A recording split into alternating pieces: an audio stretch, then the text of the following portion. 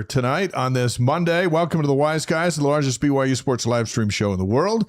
Most watched collegiate sports live stream talk show on YouTube, and that's pretty big. Live football on television returns this week. That's even bigger. That's huge. And my question is, are we only in the free world, or are we in some places that aren't that free, but they have Wi-Fi? Let's just say we're everywhere. We're everywhere in the world. Right. Today. Even if you're not in the free world, you get Wise Guys for free. That's exactly right. so, and the reason you get it for free is because Wise Guys is presented by Brady Plus, by Mountain America Credit Union, and by Touchpoints featuring Aflac.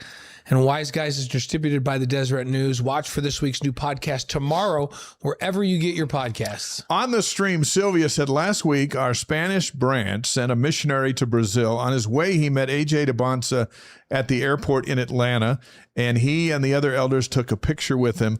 The elder was so excited.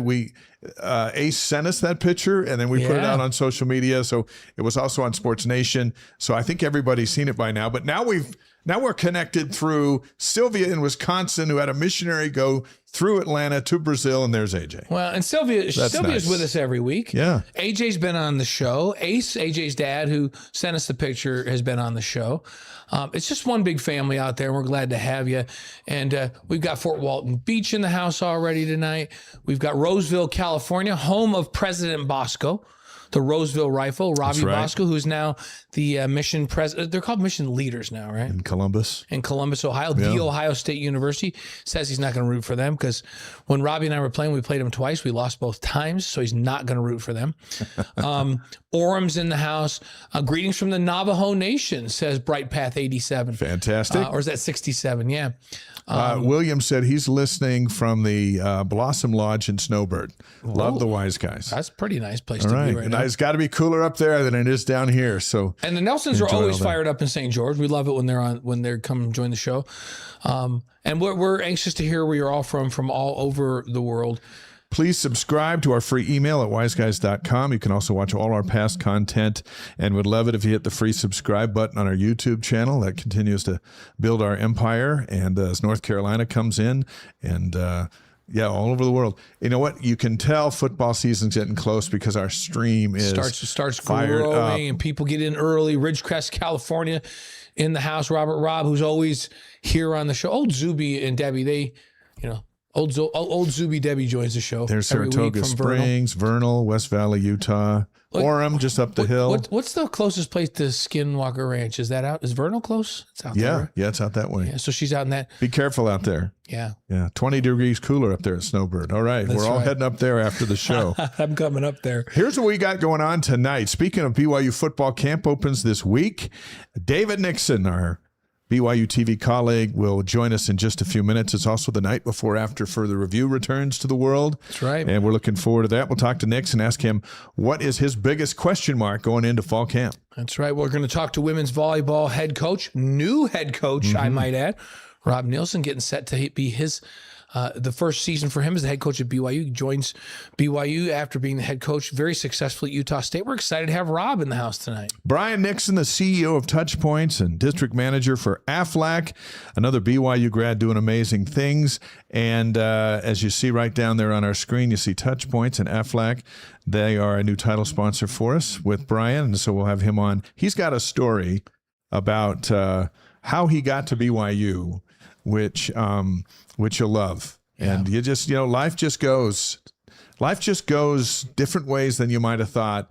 And it turns out awesome. So that's coming up in just a few minutes. You want to hear that story. Yeah. And if you're wondering if he's related to David Nixon. Yes, he is. Yes, he is. So there you go. There's like 1,000 Nixons walking the continent. And all those Nixon families are like giant families. So, so yes. But he's closely related. Yeah. They're first cousins. So, Re-Lyte Athlete of the Week. We love that segment each week, and we're going to tell you that Re-Lyte Athlete of the Week. And remember, in the summertime, we reflect back and pick an athlete that was fantastic during the last fall and winter season. So you're going to love our Re-Lyte Athlete of the Week. We're almost getting to this point where we are spotlighting new Re-Lyte Athletes of the Week as sports returns.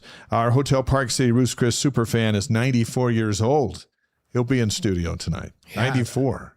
That's pretty amazing right there. That in and of itself is worth being on the show, but his history with BYU and his fandom has been over a long period of time. We're excited about that. How about Mark from New York City joining the show tonight? Hey, have we ever had New York City say there? We've had New York before, upstate. Big Apple.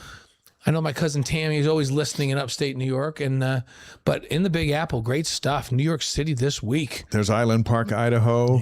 Yeah, this feels good. This feels good. I love it. They're from all over the country.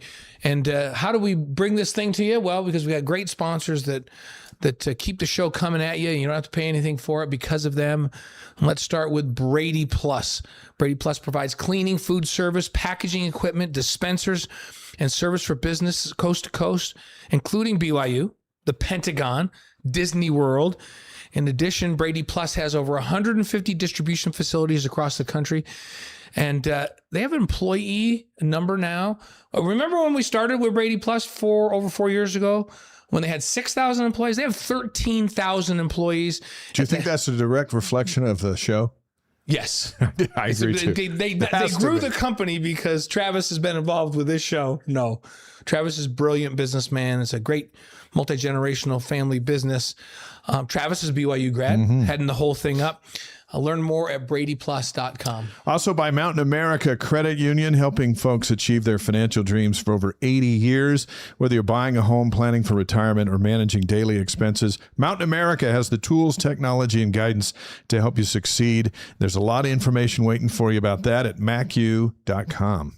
And tonight, we welcome, drum roll, please. Touchpoints and Aflac to the wise guys.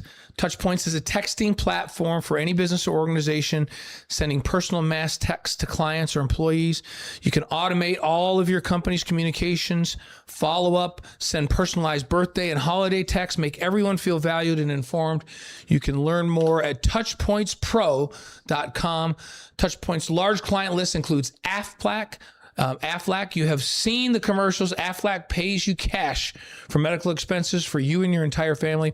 Everything from hospital, accident, dental, vision, or cancer plans. It's gap coverage with or without your high deductible health plan. If you own a business, Aflac can provide these benefits to your employees and they will love you for it. Let BYU grad Brielle Nixon help you save money. Click on the link in the chat and in the show notes for a free consultation. We're excited to have Brielle in the house tonight. Yep, and we love seeing Touchpoints and Aflac right there at the bottom of the screen. And by the way, I am very familiar with Touchpoints.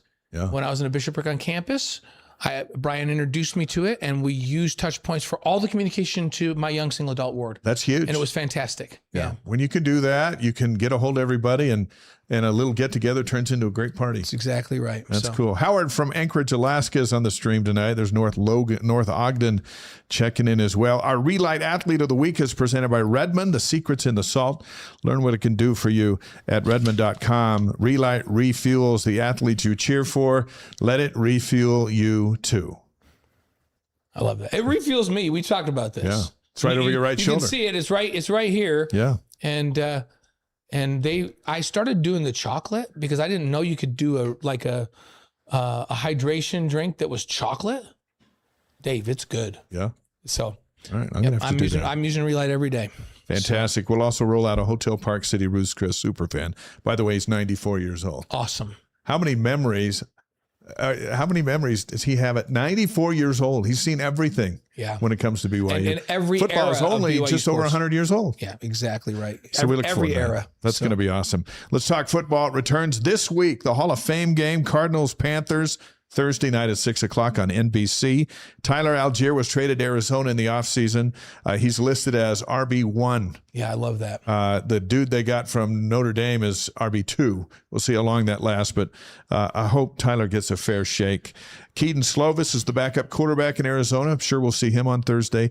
Brady Christensen's back with the Panthers. But there it is. Once we see, I know it's the Hall of Fame game, but once there's live football on American television, it stays on until the Super Bowl. Yep. Football season. Something has to bring it back. Football season is on starting this week. Yeah. Which is pretty awesome. And then it's on here too. Yeah. BYU football reports tomorrow. First practice is on Wednesday. Some of the camp storylines that we'll be following for you, and you can come follow with us on all of the shows Dave and I are doing, is JoJo Phillips, Kyler Casper, Legend Glasker, Walker Lyons, Ryan Saliapaga, Cade Uluave, like lots of names that we're going to be following to see who steps up and becomes a go-to player. I'm hearing legend Glasker may start at the slot as a true freshman. He's had a great start, had a great spring and summer. Yeah, it's all kinds of fun talk. You and I did the media day golf tournament the other day and got to see some of the guys and visit with some of the coaching staff. And it's an exciting time for BYU. The most talented team, clearly, they've had ever, really. If you think about position by position, Phil Steele ranks BYU with the 7th best linebacker unit in the country, just behind Tennessee and ahead of Ole Miss. That's pretty good. When your players are being sandwiched between those two programs, you're in pretty good shape. Let's talk about that NCAA ruling as we get in some notes. The federal judge ordered the NCAA to declare all class of 2022 athletes eligible for another year if they exhausted their 4th season this spring. This is in reaction to the NCAA's new rule giving players 5 years to play 5 seasons. What about us for those players who just finished their 4th season? The judge says that it must include athletes that just wrapped up their 4th and final year under the old rules. However, she came out with a clarification that the injunction does not change the transfer rules, meaning those who receive an extra year may only play for their former teams. And the NCAA says they're going to appeal the whole thing anyway, but it's for the NCAA, it's not as bad as they thought it was going to be.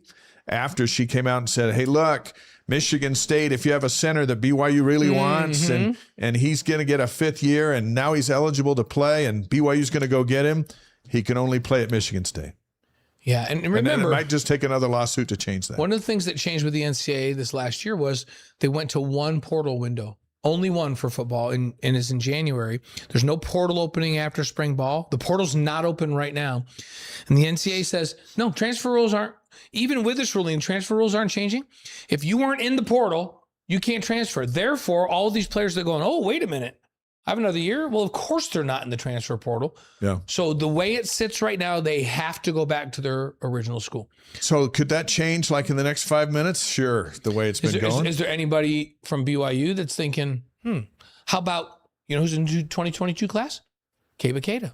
Yeah.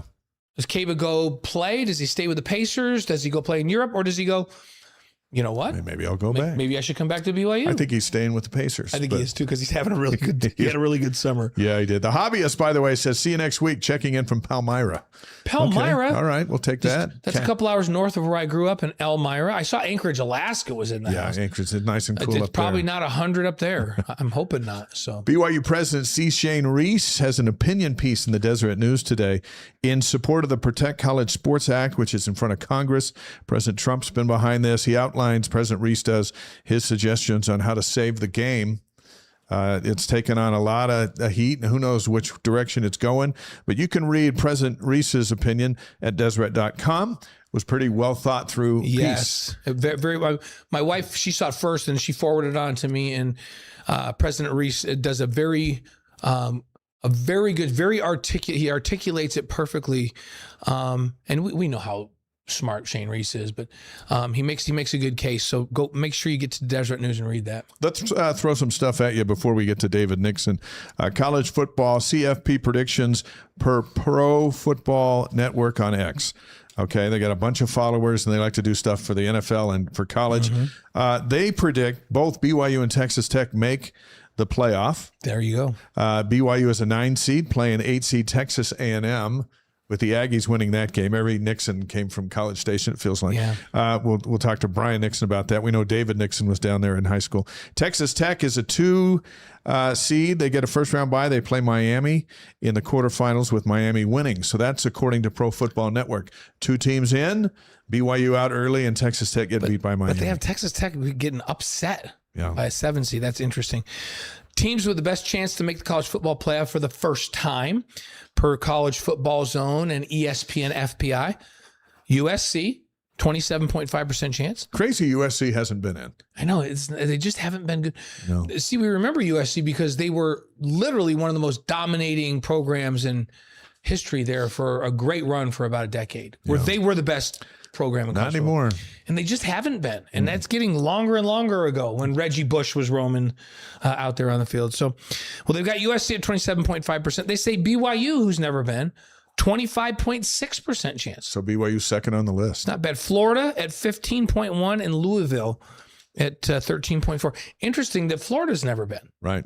Now they've won championships, so is BYU, but we're talking about the college football playoff. Not since the CFP. Yeah. So top 10 offenses per on 3 on X. They got Miami at 1, Notre Dame at 2. Anything Notre Dame is on our radar this year. Ohio State 3, Texas 4, Oregon 5, and then honorable mentions. They've got BYU and Texas A&M. People with a lot of confidence with their returning quarterback and the returning offensive player in the year running back and LJ Martin that BYU is going to be an explosive offense, and I agree with them. So there you go. Top 30 quarterbacks. This is per College Football Report. Number 5, and we're going to do ones that BYU is going to play. Yeah, right? that matters. These are the ones that matter because you'll get a chance to see them, folks, up close and personal. Number 5, CJ Carr, Notre Dame's quarterback. Okay. He'll be coming in here. And Notre Dame likely to be number 1 in the country coming in here at that point. Mm-hmm. Number 7, Drew Mestemaker, Oklahoma State's People love him. New quarterback. Yeah. 13, Devin Dampier from Utah. 18 is Bear Bachmeier from BYU. So Dampier rated higher than a guy that won 12 games last year. That doesn't as make a any freshman. sense. Interesting. Number 20, Noah Fafita from Arizona. I think Noah's better than that. Number 25, Connor Wigman from Houston. And number 29, Will Hammond, Texas Tech. Now, BYU doesn't play Houston, Texas Tech, but they're in the league. So we included them on this list. Top 30 quarterbacks per College Football Report. By the way, Howard says it's 64 in light rain in Anchorage at the moment. Do you know what, Howard? I'd even take the light rain right now. I'm so tired of 100. I would take some 64 in light rain and just sitting by the water and looking at those giant mountains just going straight up out of the water. I would take that right now, Howard. Nathan on the stream from Loma Linda, California. The AP Top 25 preseason poll is out 2 weeks from today, August 17th at 10 a.m. Mountain Time. BYU was number 11 in last season's final AP poll. We'll ask David Nixon where he thinks the Cougs will show up in the preseason poll. The highest ranking in the college football era, this is per College Football Kings on X. Alabama, 1. Okay. Notre Dame, 2. That's the highest Notre Dame's ever been. Yeah, can you believe Notre Dame's never gotten Alabama, doesn't surprise us. USC, 3. How did they not get in the So they were ranked 3, but they didn't make the college football playoff that year. Yeah. Interesting. Texas Tech, 4. That was last year. BYU 6.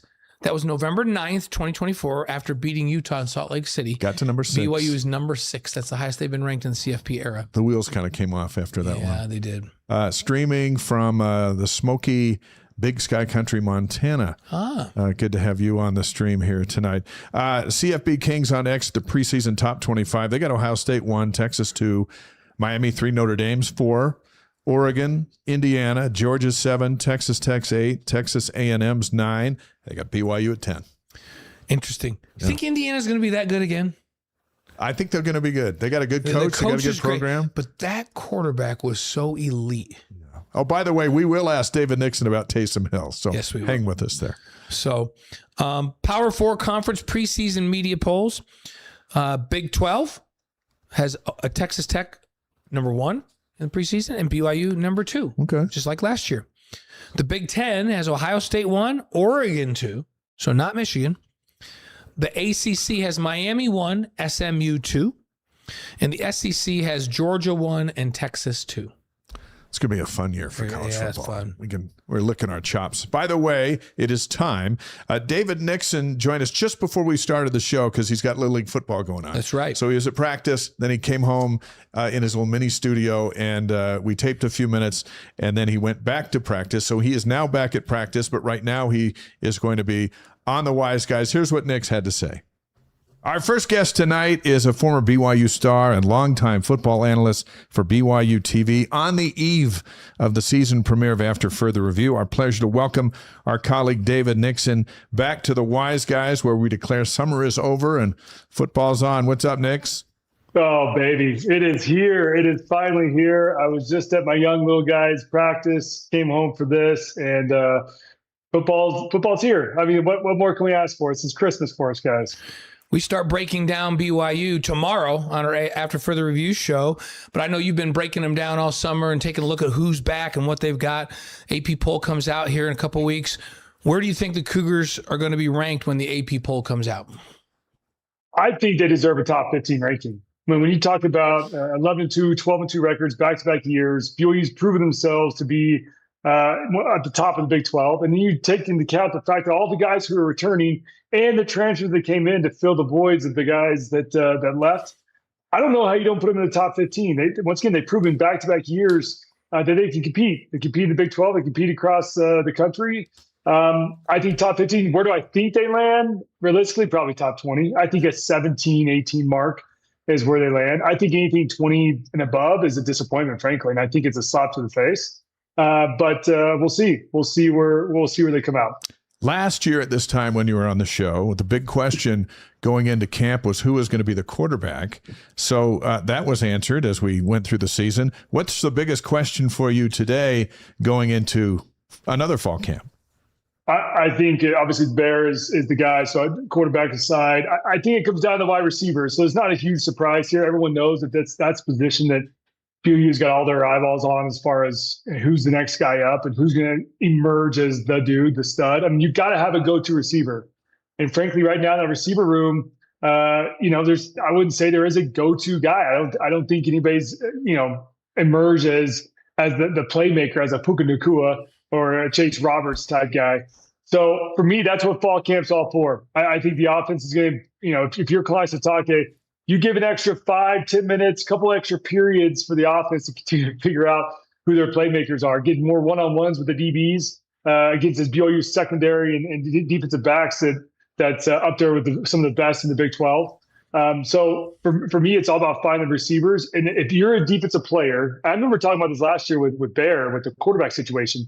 But if you're a defensive player, knowing that the most glaring, position on this team that needs some help is the wide receiver room. If I'm a DB, frankly, if I'm even a linebacker, I'm doing everything possible to make sure those guys are going 100% and giving, especially Sitake and the rest of this offensive staff, a good look at who are the dudes and how can I depend on these guys when it comes down to crunch time and when I need a big play, who's that guy's going to emerge. So for me, that's the most glaring problem, or I guess issue that BYU needs to work through. But honestly, guys, besides wide receiver room, I don't see another problem. I don't see any issues with this entire roster, which I can't remember the last time we've been able to say that, right? Going into a season, say, we feel good at every single position group except for one, and that's wide receiver. I can't remember the last time we could say that.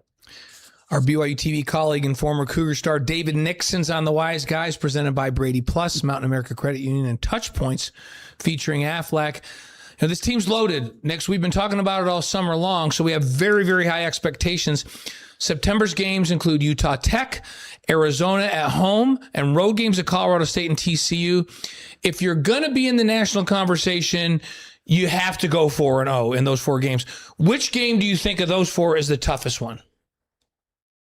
For me, it's just always on the road, right? And I think, when you talk about TCU and frankly, even Arizona, right? Coming to Provo, those games are always a little scary because it's Big 12 play early in the season. I'd love to see maybe 2 or 3 non-conference games to warm up. I would love to have seen Colorado be week 2, and then you work into maybe one other non-conference. Obviously, Notre Dame's down the road, but those 2 conference games scare me a little bit. The TCU game, for some reason, this is just PTSD for my days. The TCU games is always scary. We match up. I don't know if BYU matches up particularly well. I think now is definitely different than it was even 10, 15 years ago. But those conference games are a little scary, especially how early on they are, and there's not really a warm up per se.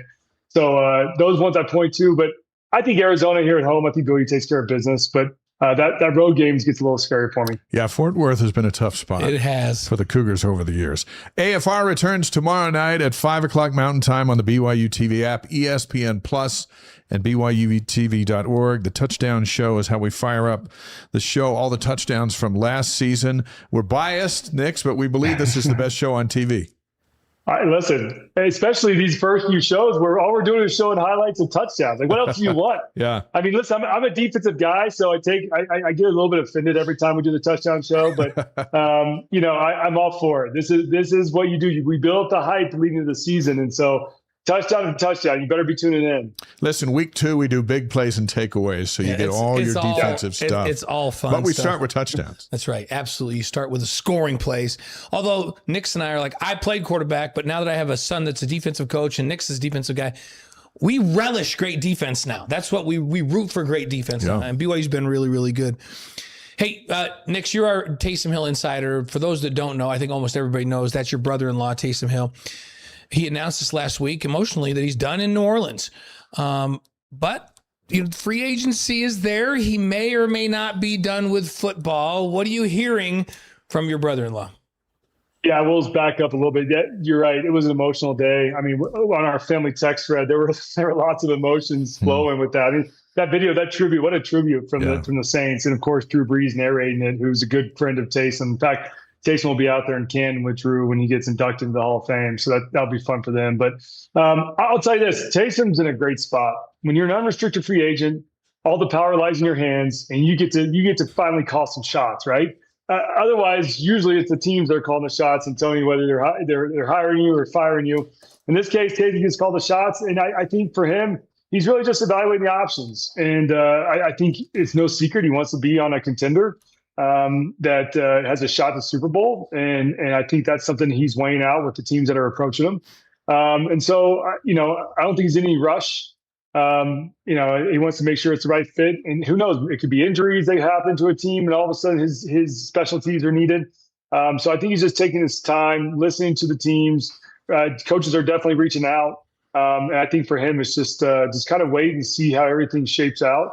And who knows, it might be here in a week or two. It might be in a month or two. It might be at the end of the season. I don't think there's any time frame that he's put on himself. He's not in a position where he has to go play. I think for now, from here moving forward, it's, like I said, being on a contender and being on a team that has a shot at it. Because, when you get towards the end of your career, it doesn't make sense to go join some team that's trying to rebuild, right? Go put your body at risk for nothing. So I know he's listened to suitors, and I think he's open to it. But I think he's waiting to make that right decision. So time will tell. We're all selfish. We want to play the game because it's a blast for us to watch. I think all Cougar Nation, it's a blast to watch play out there. But like I said, I don't think there's any time. There's no rush. And maybe it's dictated with injuries, or maybe it's dictated upon needs. We'll see kind of how it all plays out. So we're all interested in waiting to see what happens. Like the Broncos. Their quarterback's coming off the tree. Their coach knows the 5-yard line. Knows well, right? Yeah. What's interesting? When you play a lot of a career like Taysom has, you've gone through a lot of coordinators. And frankly, you've gone through quarterback coaches and other coaches that have since moved on and gone to other teams in the NFL. I mean, that's how the NFL is, right? You recycle through coaches and guys move on. So I'll say there's a lot of former coaches of his that are reaching out, that are in offensive coordinator positions or quarterback positions or tight end coaches across the entire NFL that are reaching out. So there are some obvious ones. There's some not so obvious ones that he's trying to weigh. I think that's what's interesting and appealing. I think that's, every time he gets reached out to by those coaches, he's got to evaluate and say, is it a good fit?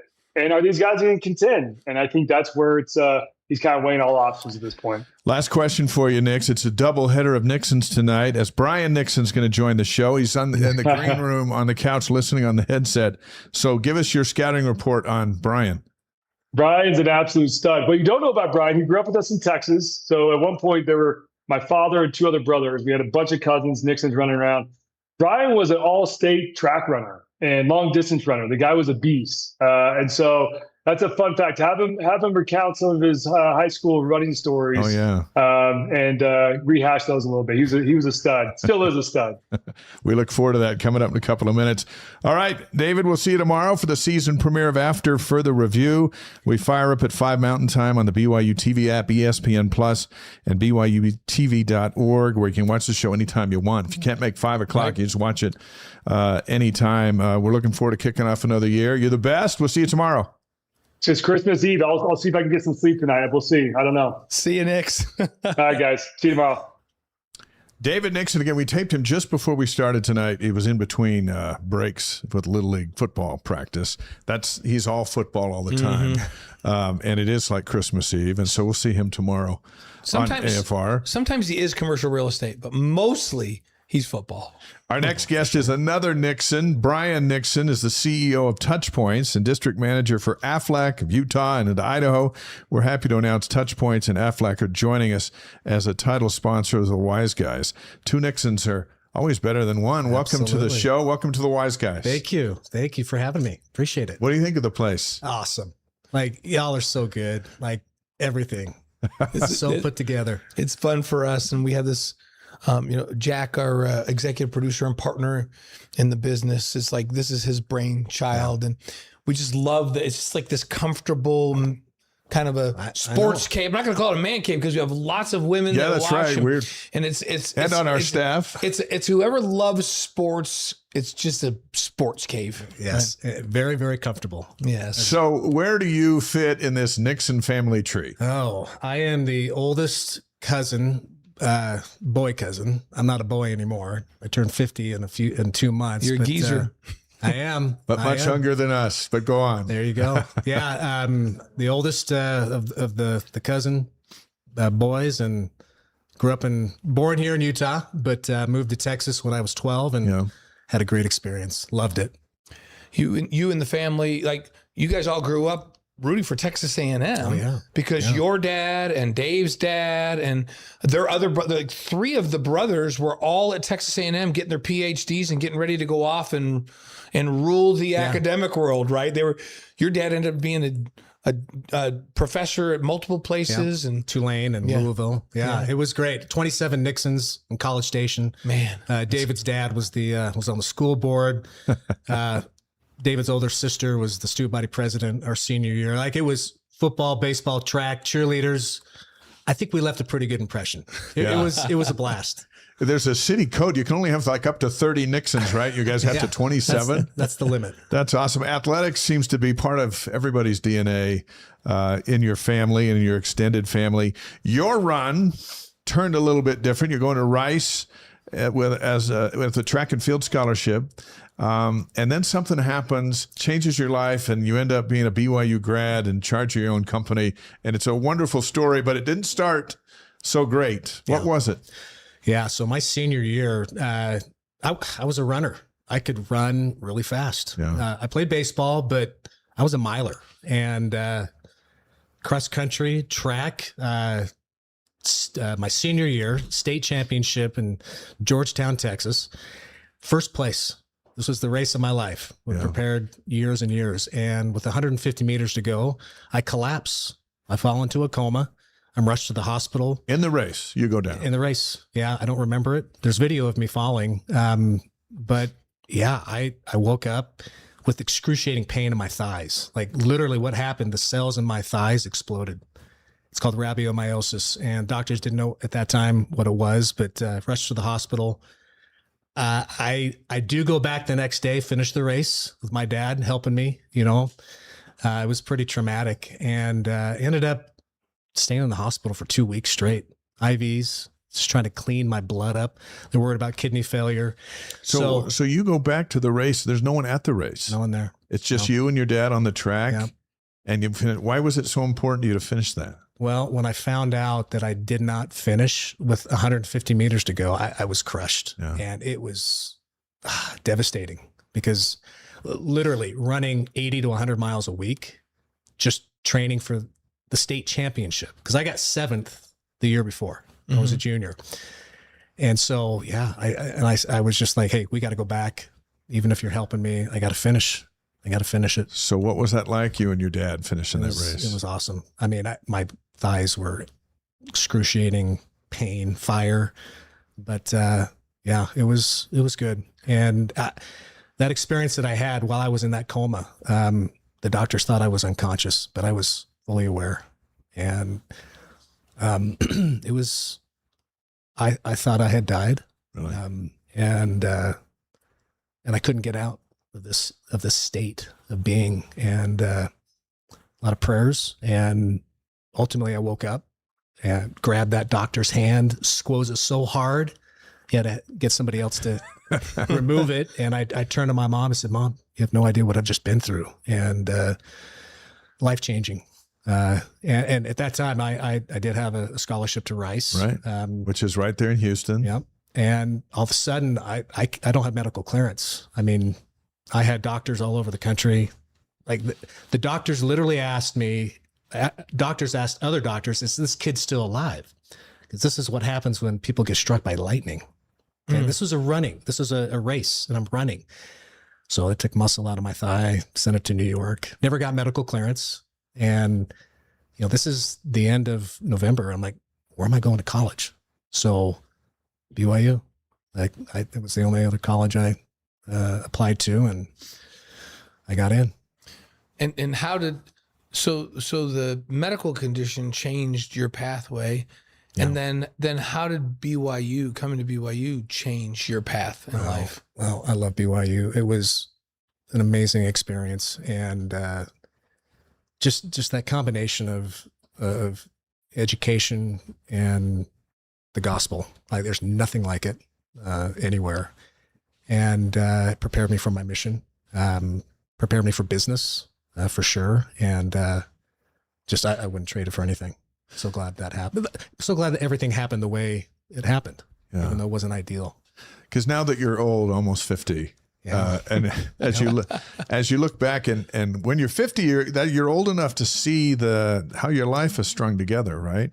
For a high school athlete wanting to go to college and be a star, this is like the worst thing ever. And then as you look back and you go, best thing ever. For sure. Perspective, right? You're in the moment and you're thinking in the now. You don't really have that experience, right? And things like this happen, like trials, hardship. Yeah. It's what defines us. It's, what are we going to do about it? Are we going to get upset, curse God, or are we going to call on him? And I felt like that was an opportunity for me to really call on him, and very grateful for that. When you tell your kids about how great of an athlete you were, do you have to bring in your nieces and nephews, uncles and aunts to verify that? Well, Dave right on the air just said he was a great athlete. And he's awesome. My younger, stronger, faster cousin. It was family's everything, right? And so a little bit of validation and credibility there coming from them. Who's the best athlete of all this, Nixon? Your generation, because it's a huge. You mentioned 27 of you down there, but that's a very athletic family. Who's the best athlete in that whole group? I mean, David. Is he? Yeah. Oh man, we're never going to be able to live with that. That Brian just said. Thanks for that. We've got to go a whole season with him now. Here's the caveat: David's sisters married Taysom, Greg Bills. Right. I mean, they married crazy athletes as well. Crazy athletes. But David, he was the best. Awesome. He was the best. Your experience at BYU, so you come there and you come out of BYU, and you and I have talked a lot over the years. Yeah. You have this real entrepreneurial spirit. Where does that come from to start and run your own businesses and to take chances and do those things? Great question. I would say it started in College Station. My cousin and I, Will, David's older brother, we mowed lawns. The wee hours of the night, we're using flashlights to mow lawns. We had our own painting company. So I figured out, hey, the harder I work, the more money I can make. And I think that just carried on. And obviously the mission, you're in the field and you get to overcome objections. And I think that just translates into the entrepreneurial spirit, I believe. And I haven't always been successful, but those failures in business, like you learn a lot and you do things better, do things differently. And so grateful for that. Brian Nixon, a BYU grad and CEO of Touchpoints and district manager for AFLAC of Utah's On the Wise Guys, presented by Brady Plus, Mountain America Credit Union, and Touchpoints featuring AFLAC. Tell us about Touchpoints. Oh, Touchpoints is great. Started Touchpoints about 16 years ago. My brother-in-law was an Allstate insurance agent. And he was like, man, we need to come up with a better way to communicate with our clients, with his insurance clients. So it came from this need to be able to communicate. And we partnered up. I ended up buying him out about 5-6 years ago. And we just keep growing. And insurance is our niche. We've got some high caliber clients, but really Touchpoints you can use for anything, any organization. Like you used it for your ward. Yep. communicating to the elders and Relief Society sisters. Because it takes too long to text everyone individually. And here's the thing, yes. especially in the young single adult ward, but I think this is everyone now, but this is a few years ago. And it's like, what's the best way to communicate? They're always on their phone. Yeah, they're exactly. texting. And people, you pull into anywhere, go into a restaurant, people are sitting, they might be texting each other, sitting across from each other. Yeah. And you just said to me, you want to be able to reach your whole ward, you need to do mass, be able to do mass texting, and we can divide it up for you. And you can do the Elders Quorum, the Relief Society. You can do special groups. We can program all their birthdays and things so they get a message from the ward. I was like, okay, this is too easy. So we ran with it, and it was great. It was the best way to communicate with them. And now that applies to business as well. Any business. And when personal mass messaging, right? It's not a group text. Right. It's individual messaging, whether it's a one-on-one, a group of 10,000 people. And it looks like it's coming from your cell Because phone. it comes from you, and it has their name. Yeah. Right. And if you're a growing business, like AFLAC, for example, and we'll talk about them in a moment. If you're a growing business, the biggest concern is, how do I get everyone on the same page? Exactly. And to do that, I've got to be able to get to everyone. That's right. Layton Construction's a good, an amazing client. They use it internally. They keep growing like crazy, and they're communicating, whether it's payroll information, but they're also sending birthday texts or a work anniversary. Like those little things, those little touches, they make a difference, right? And so Thus, Touchpoint. That's right. Exactly. And It's almost like you thought this through. Yeah. Almost. And Fantastic. so Touchpoints, AFLAC is a big client of Touchpoints, but you're having so much success with them that now all of a sudden Touchpoints and AFLAC are partners. That's why you're our sponsor as Touchpoints AFLAC. Yeah. And you're the district manager for AFLAC here in Utah. What do people need to know about AFLAC and how that partnership works? Besides the duck and Deion Sanders and Nick Saban. That's right. Yeah. So, I mean, they're a household name. We're super blessed to have them as a client. We've been working with them for almost 5 years now. And like I said, it's all about communication. And so like you said, Blaine, we were helping their agents do so well. The opportunity came up to do, hey, let's practice what we preach. Like, let's do this ourselves here in Utah. And I have AFLAC. We just had a baby 10 months ago. Yeah. So he's almost 50 and you have a 10-month-old. Congratulations. Thank you. He's amazing. I have an amazing wife. We've all seen the pictures. Yes. His golden Yes. child. I've seen the baby.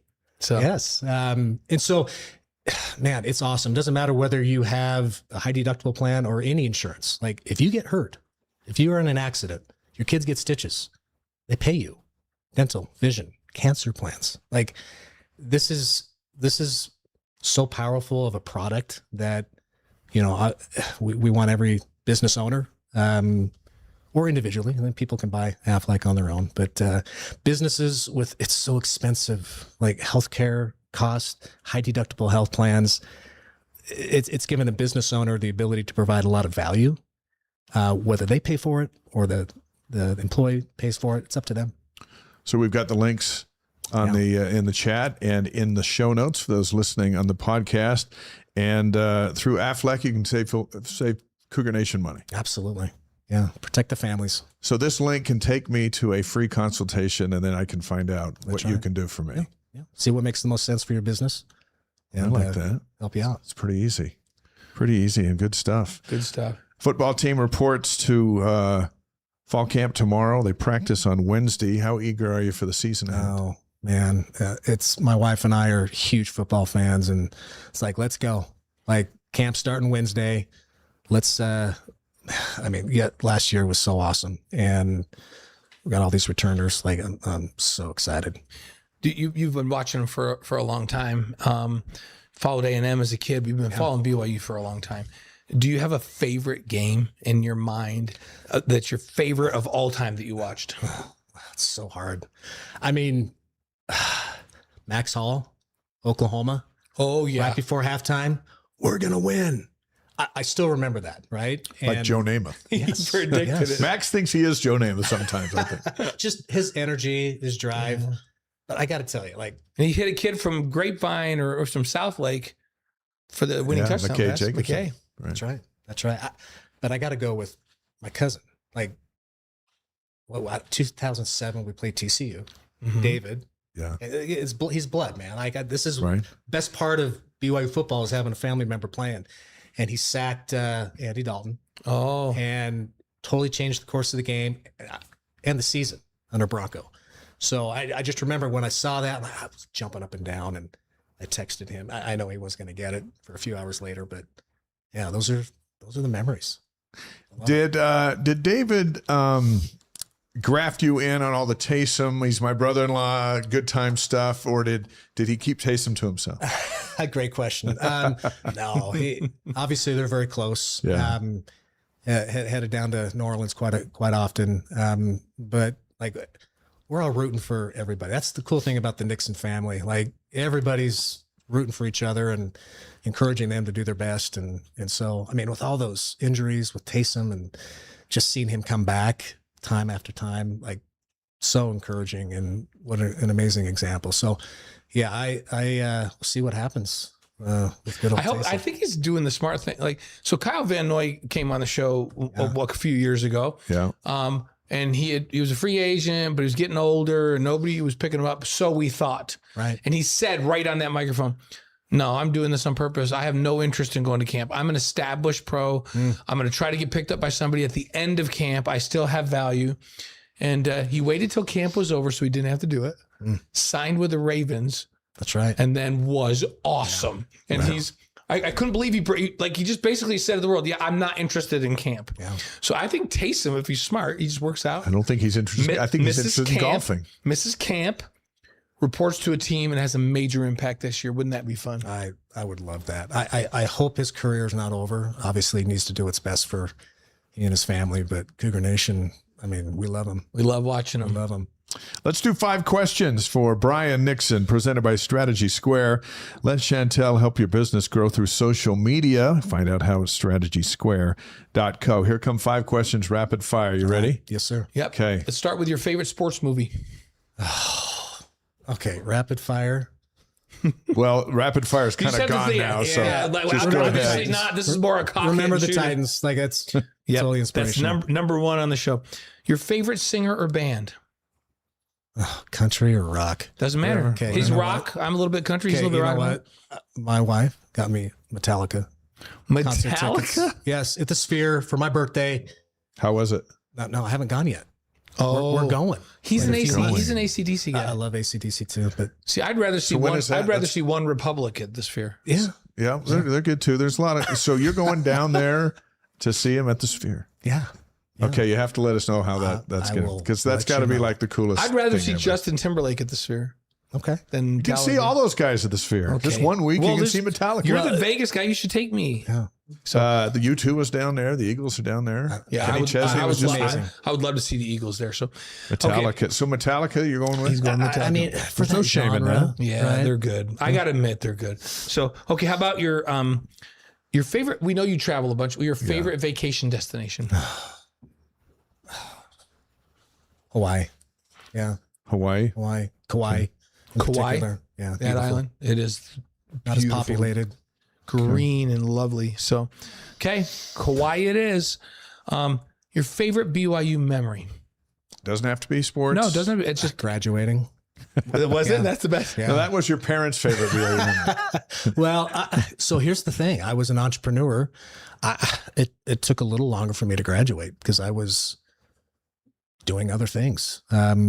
Just itching to get out there and make my mark. So, but yeah, graduating. I mean, That's a great obviously memory. the sports Yeah, are amazing, that's a but great thing. So, So good. how about your favorite Nixon family memory? Yeah, the best one. okay. There's just got to be one that All stands right. out. Well, like maybe 8 years ago, we had a massive Nixon family reunion. We rented out a big cabin out by Altamont, and my grandparents were there. They were still alive, and we were all together. I don't remember how many we had, like 80. Like this is all generations. And we grew up in Texas, so we all knew how to two-step, and we learned at the stake dances. Okay. Yeah. So in high school, we knew how to dance like the Nixon boys. And so towards the end, we threw some sawdust on the ground and we were all country dancing. And it just took us back 20 years before that. We were all together. Very Close fun. knit family. I love it. We've had a running theme on this show with, especially with our super fans that have come, a BYU fan, 2 or 3, sometimes on every show. We had a 94-year-old super fan coming on tonight, and we talk about their great memories, but what made them great was who they were with while they were making the memory, who they were with at the game, at the dance, at the whatever. And that's what makes sports great is not necessarily the game, but it's who you were with at the game. Yeah, absolutely. And then we fill our life up with that stuff. That's exactly right. And then we can usually remember what happened and who won, and that makes us. But it's what made that great when my dad was there. Yeah, that kind of stuff. Who we do it with. So, and I was just thinking, Wise Guys and Touchpoints are connected in the DNA of the concept of what we do is connect BYU fans all over the world. On a Monday night, and then through YouTube and all our stuff throughout the week, and there's a market for that because BYU fans are all over the world. Absolutely. You can't get everything on the evening news with BYU. So there has to be something that reaches out and connects. And I was just thinking as you were talking about Touchpoints, that's what it does. Reaches out and connects. And then once you've connected, now we got friends talking to friends, strangers talking to strangers on the stream as we visit with everything. And we're all drawn in by a connection that's happened. And you got to have those. You got to have it. That we call that relationship capital. Yeah. In a business setting, like what are you doing to communicate, create, and nurture, and maintain that relationship between employer and employee, agent and policyholder, board members? Like there's nothing else like it, and very powerful. Well, we look forward to having you as part of the family here for the Wise Guys. Pleased to have Touchpoints and Aflac under your domain, and to join Brady Plus and Mountain America Credit Union. The underlying connection in all 3 of these title sponsors are BYU guys who had great experiences that are doing great things, and you're doing a great thing. Well, appreciate it. So both of you, you're doing great. Thank you. We appreciate it, brother. We'll see you. All right. I'll see you tomorrow. All right. Yeah, we'll see you. Hey, by the way, you can just come and join the show whenever you want. That's right. You're now part of the show. Right, so Appreciate it. That's Brian Nixon, the CEO of Touchpoints and district manager for Aflac, and we are thrilled to have them on the Wise Guys as we move forward and conquer the world. And 2 Nixons are better than one. Exactly. We need to get you on our AFR show. Say, hey, now we have double Bring Nixons. you on with Nix. They won't know what to do. So do they call you Nix too, or does that only David's thing? We just all call him Nix. But that comes from back when he was at BYU. That's all the teammates call him. They just call him Nix.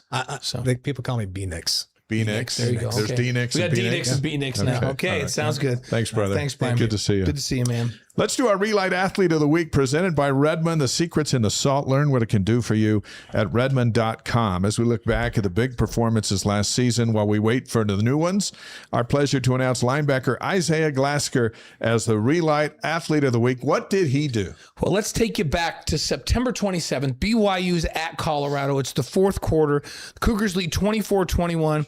Isaiah Glasker pursues Buffalo's quarterback Caden Salter on a blitz. At one point, Isaiah falls down. Then he gets back up and keeps going, eventually sacking Salter for a 22-yard loss and forcing a punt. Later in the 4th quarter, Colorado gets the ball back with 1:49 to play. But on 2nd and 5 at their own 24, Glasker picks off Salter to seal the victory. It was very exciting. Yeah, it was. He was a one-man wrecking crew on defense. On the season, Isaiah had 67 tackles, 3 sacks, 8.5 tackles for loss. He also had 2 interceptions, that big one at Colorado, and another significant pick at Arizona. Healthy and ready to go. We just saw Isaiah the other day. He's expected to have a monster season this fall. Expected to be a very high draft pick this next year in the National Football League. Our Re-Lyte Athlete of the Week is Isaiah Glasker. Secrets in the salt. Learn what it can do for you at Redmond.com. Click on the link in the chat and the show notes for a discount code giving you 15% off of Redmond products. Re-Lyte fuels the athletes you cheer for. Let it refuel you too.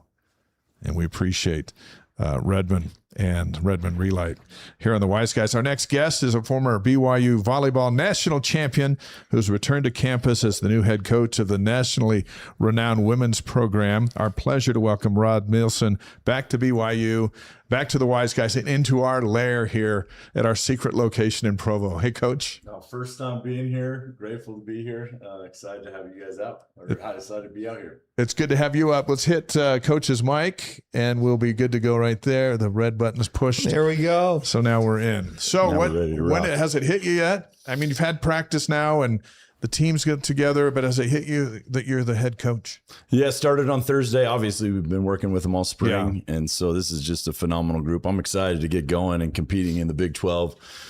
Just full of parity on the, in the volleyball world. Great coaches, so many great schools, such a competitive landscape, and we're excited to get going. Has it sunk in? Oh yeah. Yeah. When did it sink? When did you go, oh my word, I'm the coach? I was here for 10 years with the men's team coaching those guys, spent a year as the interim head coach.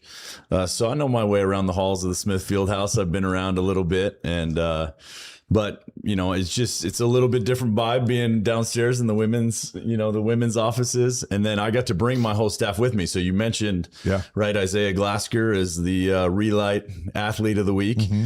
Maybe people don't know that it was his older sister, Tori Glasker, who taught him everything that he knows. Yeah, is that right? Tori is one of our assistant coaches on staff with us, and she is an incredible person. Glasker's his cousin, Legend is very likely to start as a true freshman at slot receiver for BYU. Incredible things about him out of camp. That's a crazy athletic family. Crazy athletic family. Yeah, the Glaskers are doing work. Yeah, it's fun stuff. 6 years at Utah State, and a great run there, 112 and 59, so 112 victories. How did that run prepare you for the one you're about to start? I think just, there were so many different stages of that program, right? We took over a program that was 299th in the country, and had been through some rough years. We're 2-28 the year we went in and took that program over. And so I think the process to make changes, right? We're going to focus on getting a little bit better in so many different areas. And then can those improvements aggregate to create something special? And we were able to get better, maybe faster than we had hoped to get better. Yeah. And it was just amazing to see. And so I think establishing that mindset from the get-go, look, we're going to analyze every area of our program.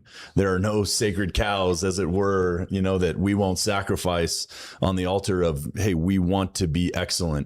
In every aspect of what we do. And I think that prepares us and helps us move forward.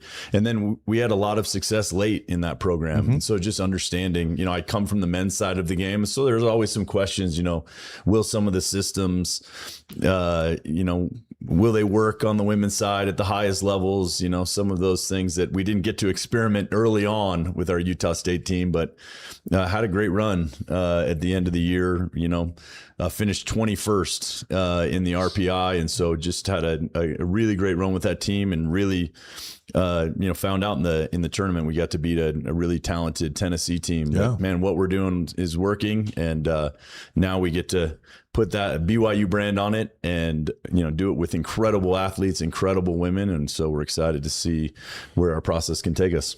Yeah, I got to watch you as a player in 2004, a run to a national championship. That kind of set the standard for BYU volleyball, period, across the board. And so now you take over a program that's, hey, our dear friend Elaine Michaelis kind of got rolling, and Sean Olmstead and Heather Olmstead. So you inherit a program with a tradition. And now the idea is what you just talked about. Now we just got to take it and just get it a little bit better everywhere, and literally go out and compete to do what you did in 2004. That's win a national championship. How do you go about that? How do you even get started with that? Yeah, again, we're just going to look at every area of the program. What do we do nutritionally? What do we do in the strength and conditioning world? What do we do in all these different verticals of these places that touch our program, how our athletes prepare and take care of their bodies? What are we going to do from systems, and how are we going to play the game? Probably a little bit faster, pin to pin than they had previously, maybe a little bit more out of the back row. We've just seen the women's game start to evolve and look a little bit more like the men's game, where you're playing with a ton of pace and then a lot of physicality out of the middle of the court. And so it's really fun now to have athletes in our, that we get to work with on the women's side that can do a lot of those things. It's been really fun exploring that in the spring and then early on this fall. And so, it's just this process of we're going to improve everything, everywhere that we can, how we recruit, how we relate to athletes, the vibe that they feel in the gym, how we bring in donors, how we tie in alumni. We just want to get a little bit better. Obviously, Heather did great things. Sean before her, Jason Watson, was a coach that, did great things. Then obviously Elaine, set the standard.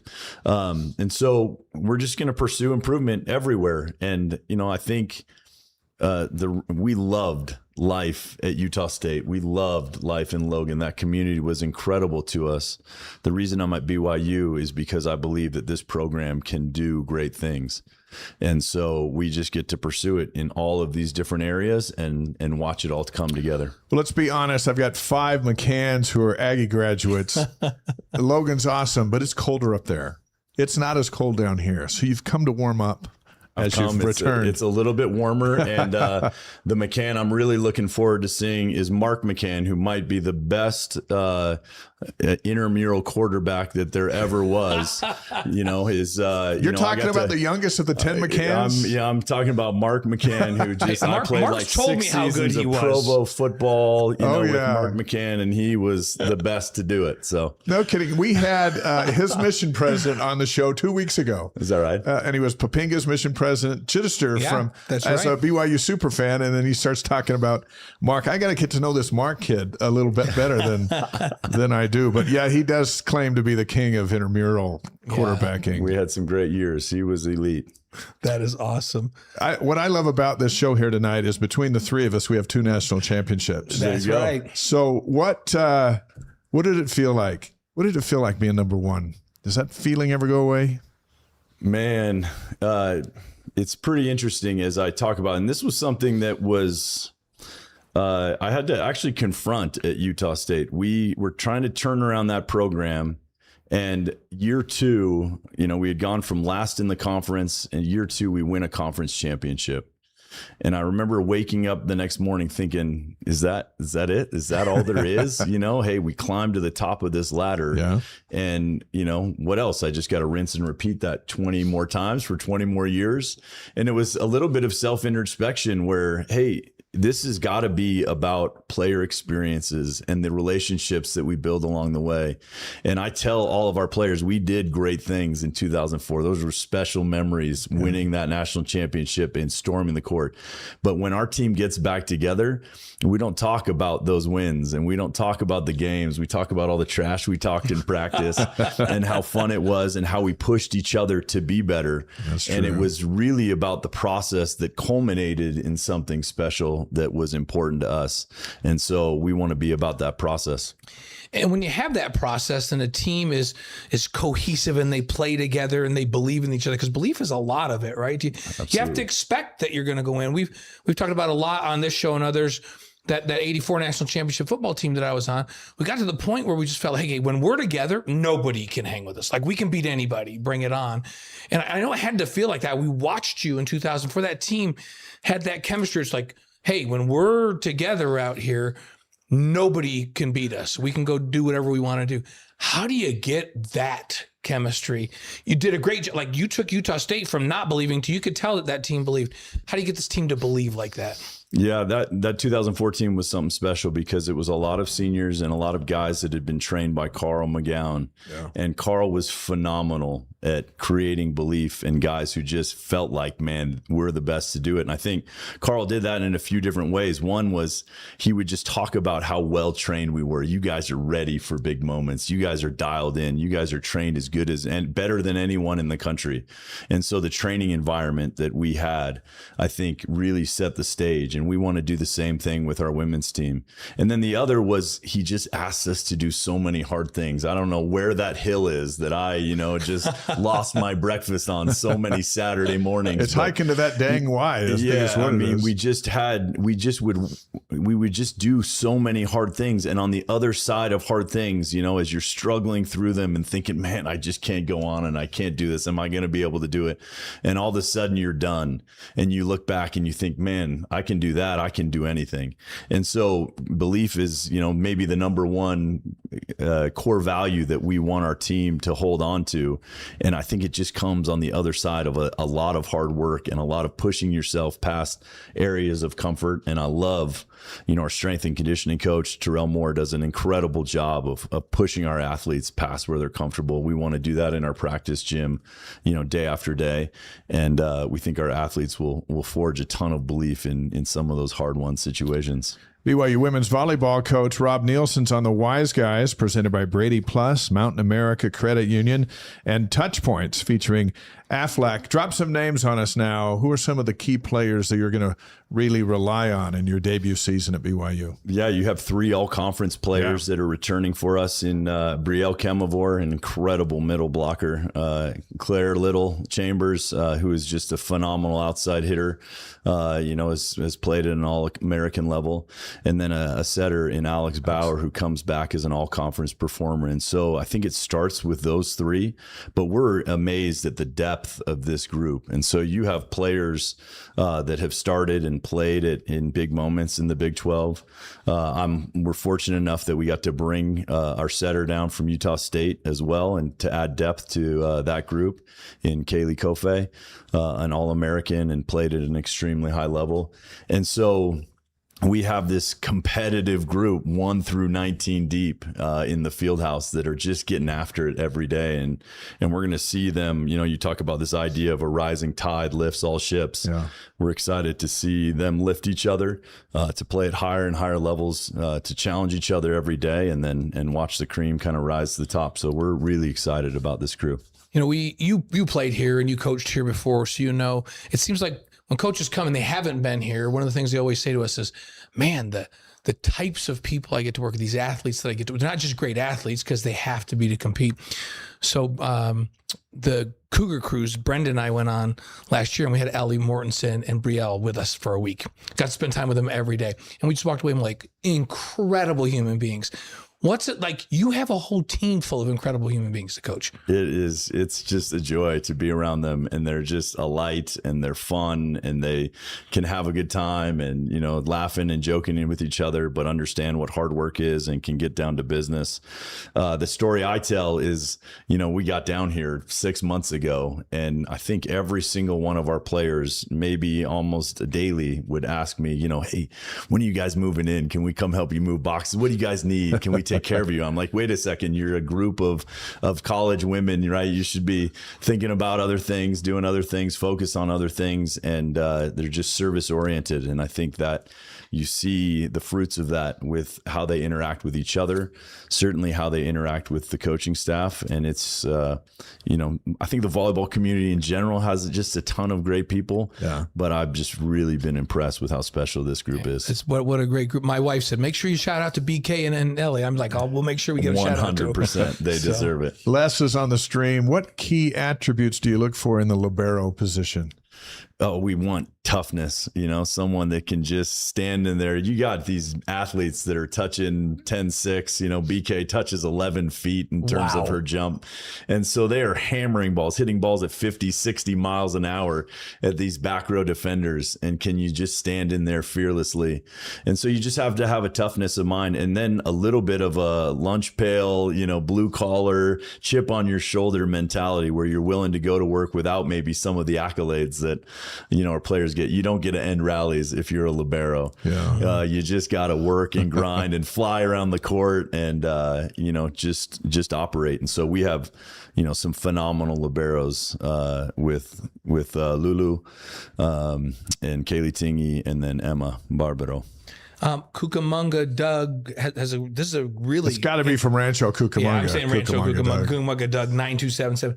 He says, how does a new coach keep the talent recruited by another coach, but still make it his team? Because that is like, you brought some with you, and you have new that you just recruited, but you have a core that was here. How do you make that your team? Yeah, let's take all the good and all the wonderful things that they bring to the table, and let's see if we can just add a little bit to it. And, you know, can we make little changes it's different coming into a program where we're taking over a program that's been to 11 straight NCAA tournaments and made big runs, and, you know, players that have played at the highest level. And we're not trying to reinvent the wheel. We just want to make little changes, maybe change our focus in a few different areas, turn some dials here and there. And one of the things that's interesting, in our first kind of presentation to the team, we showed them the difference. Here's Arizona State, finished at the top of the league. The difference between Arizona State and BYU, who finished 6th, amounted to 4 points a match difference. That's 1 point a game difference over the course of the season in terms of, right, the number 1 team and where we finish. We're not talking about massive differences. We just need to make tiny little adjustments. And the players have been so phenomenal. They bought in, they're working hard. And I think they're excited about the direction we're headed. I love that. It's games and matches are won, but with just a few plays. It's a 1 point here and there. Is. My son, who's the defense coordinator at Weber State now, is a safeties coach down here. I'd watch film with him and he'd go, "Dad, we made these 4 plays in this game, won the game. We don't make these 4 plays, we lose the game. We win 12 games. We could have won 7. But in every one of those games, we made 3 or 4 plays." It's that close, isn't it, at this level? And the Big 12 was so talented and so deep. Yeah, so we lost last year, another stat I'll give, we lost 9 matches in the Big 12. That was 41 sets that we played, where we lost, I think, 4 of them or 5 of them in 5 sets. The difference in total points in the 9 matches where we went 0-9, the difference in points was 23 total points for 9 matches that we lost. So that's, you know, in volleyball, if I win a point, you don't win the point, right? So the difference, 23 points, is actually only 12 serves. Right. We needed 12 rallies to go differently to have completely different outcomes. And so we're not talking about, you know, these massive changes. We want them focused on getting a little bit better, and then we're going to watch those things aggregate over time. You talk about a player like Ellie, who's just a phenomenal human being. You know, we've just watched her develop, and we're so excited about the year that she's setting herself up to have, because she's bought into this idea and just worked relentlessly. And she was, I think, probably our most improved player this spring. We're really excited what she has in front of her. I love that. Describe the magic of the Smith Fieldhouse when the game's on the line. It's a place like no other. It's you know, it's just so loud in there, and it's this old building, and the sound reverberates off those old air conditioning pipes up there. And, you know, as an opponent, I played in now the Smith Fieldhouse a few times as an opponent. And, you know, I would tell my team, hey, there's going to be some massive pressure on the line, because when it gets tight, you know, you start looking at all these fans. And so, you know, that's a very real thing for our home team. And so we talked about it actually today in our practice. We finished with this idea that, you know, the pressure is going to mount, and we might fail in some of these areas, but we're never going to be afraid. And so just that, you know, we love the pressure of all the fans. And then, you know, there are those pressures filled moments, but there's just those moments where you're jumping 6 inches higher, you know, you're just hammering balls, the crowd's on your side. It's this wave of momentum that's so tough to play against for our opponents. And we just love, there's no better place to play in the country than the Smith Fieldhouse. So when you're in here with your Aggies and you're getting beat and the place is raucous and you're looking around and you're going, "Why can't I help create this?" You know, because this is generational. But it's not making it easy for your team, but yet at the same time, is it not the coolest environment to be in? It's so fun, and opponents, and I love the coaches. Usually, you know, when you have coaches that avoid the Smith Fieldhouse, I'm like, man, you're just missing the boat on how great this place is. And then you have those coaches that every year want to come play. They want to bring their team to the Smith Fieldhouse because they're going to have this big time environment that they get to test their team in front of. I just think there's no better place to play volleyball. Yeah, I think awesome. You want to go play. If you don't want, like, come on, you want to go play there. You got to. It's just it's so loud, and the fans are right on top of you. The Rock does an incredible job. It's a wonderful place to be. So, question a little bit on the side. You served your mission in Croatia. We were there a couple summers ago. Unbelievable country. Or just the hidden gem of Europe. I don't want to tell people to go because I want it to still be a hidden gem because we want to go back. But you have to have a random Kresimir Kosic story from being over in that part of the world. He is just so. We mentioned his name a couple of times when we were there. It's like he's the greatest player ever to come from this region. You know, did you have any experience with people knowing and letting you in or something because of him? Absolutely. People either thought we were Jehovah's Witnesses or they understood we had some connection with Krešo Ćosić. And so I've met Anna a few times, and she's, just a phenomenal human being. And then Krešo had passed away, but, before I got there, but we had heard so many stories, the impact that he had in Yugoslavian basketball. Teammates that he played with and that converted to the church that were leaders in that community. It just did so many wonderful things to pave the way for the work that we got to do over there. So when you're knocking on doors, would you go, we're missionaries from the Church of Jesus Christ of Latter-day Saints, and we're friends of Kresimir Ćosić? 100%. Yeah, no, we didn't quite go to that route, open, but right? We got a lot of people. Oh, Ćosić, yeah, we know he was a member of your church, and I just think shows the impact of what people that have a platform and are willing to use it and operate for good can spread so much goodwill. If people can only go one place, where should they go? Like, did you serve in Split? Were you in Dubrovnik? Were you? Yeah, I served in Split, which is phenomenal. You get the Dalmatian coast where the mountains just drop straight into the sea. Ocean, and so people would know kind of, I think, I haven't watched it, but a Game of Thrones was filmed in Dubrovnik. So it's amazing. A castle that drops right on into cliffs. But I think my favorite place is just south of Zagreb. It's a national park called Plitvice. Plitvice, I've hiked it. It's about 13 different lakes that are at different elevations within this park that maybe spans a few miles, 15-mile radius or diameter, and so there's waterfalls everywhere. I mean, just different, look differently. Right? It's one of the most beautiful places on earth. There you have it. If you're going to go to Croatia and go hike from the top to the bottom of Plitvice, am I saying it right? Plitvice, yeah. There you go. Sounds cool. From the guy that served there for 2 years. And if you get in a jam, just drop Kresimir's name. Yeah, let's go. You'll find a friend. I don't know if I've ever told this as a story, but Brenda and I are in a cab.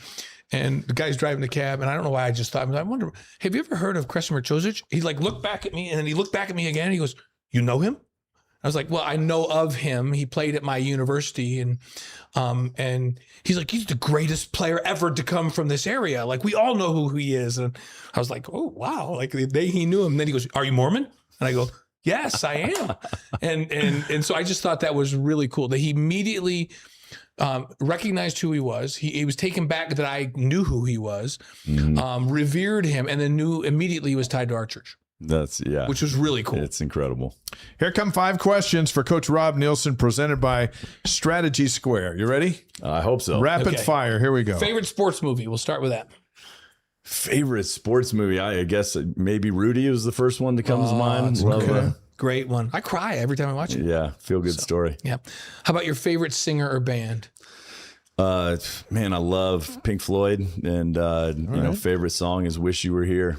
Man, look at you got AC/DC. Classic. You got Brian Nixon who came on and said Metallica. Night. Now you're coming with Pink Floyd. It's like it's classic rock night. It is classic guest night. Yeah. Your favorite hamburger? This will be. Is there a place that you're like, oh, if I can go anywhere in the world, I'm going for a hamburger? Think before you answer this. My wife went to culinary school, so anything that she cooks is automatically the best. But she makes a smash burger with some relish sauce and then avocado and crispy bacon and cheese and caramelized onions, and I'm hungry. So I'm up for that.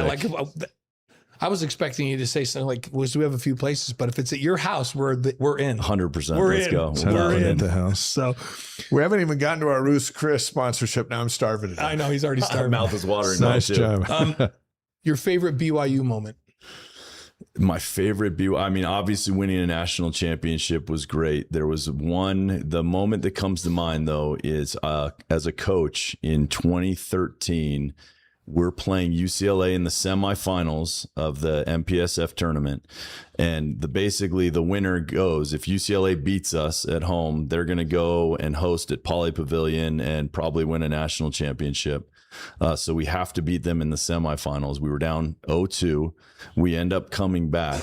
And I just remember, coming back from down 0-2 was phenomenal and such a big moment. But watching the video of fans celebrate, one of the facilities managers, Juan Espinoza, still at BYU, maybe the greatest human that there is, and our equipment guy, just watching them chest bump each other in the corner. It was just kind of this amazing sports moment, but also the auxiliary staff that supports us and celebrating with us. It was just kind of the culmination of this special moment. That is a great moment. That is a great moment and very unique. So, okay, our fifth question is, what do you love most about being a coach? Man, I love competing and I love sport and I love teaching. But I think the thing that I love most is just mentoring young people and watching them grow and develop and learn life's lessons and go through hard things and try and fail and struggle and come out on the other side just as different people. My sports experience was transformative to me, getting to play for Carl, getting to play for Tom Peterson, getting to coach then with Carl and Chris and John Sproul with the national team. Just, watching lives change. The sports meant so much to me. I love that as a vehicle for change and improvement and growth. Awesome. During your intramural football antics, did my brother ever throw you touchdown passes? All the time, yeah. Because as soon as we're done with this, I'm going to say, hey, I met your teammate. Look, I played, I think, like 15 years of BYU intramurals. We got an old team together. We called it Midlife Crisis. I asked him a few times, how is it you're still playing down there? Yeah, it was incredible. Because you can play as an employee, apparently, too. yeah. So you played as a student and then played as an employee, right? So I think I got to have some sort of intramural receiving records, not because of quality, but just longevity. I'm sure of time. if they kept those records. So when you were playing on the volleyball team, did they let you play intramurals in another sport? Carl was very liberal with some of those things. So on if it was a good snow day, we would show up to practice and, they got in powder in Sundance. Carl would come to practice with ski bibs on. And it was like the snow was so good that I didn't even have time to change my clothes. Like I had to get as many runs. And so on Monday mornings at Sundance, we're in the middle of season. Yeah. We would see Hugh McCutcheon wave at Hugh. We'd see Troy Tanner on a snowboard. We'd see Carl on skis, and Ryan Millar and Ozzie Antonetti and all the guys would be snowboarding at Sundance. And then we go to practice Monday afternoon. So awesome. The fall we played intramurals, we played basketball. Carl's philosophy was, hey, don't get hurt. Don't do things that are stupid, but you can always, you can get hurt slipping down the stairs when they're icy or getting in a car wreck. We want you to have an incredible experience and explore all the wonderful things that BYU has to offer, that Utah has to offer. So we try and take the same tact, That's awesome. Those old school guys. So Lavelle was my coach. And I remember when it got winter time, he said, hey, I'm not even sure this was legal, but we have passes for you guys up at Sundance anytime you want to go. And I thought, can we go ski? He's like, Blaine, bringing a kid to Utah and tell them they can't ski is like having them go to Hawaii and say, whatever you do, don't go in the ocean. He's right. Like, yes, of course you can ski.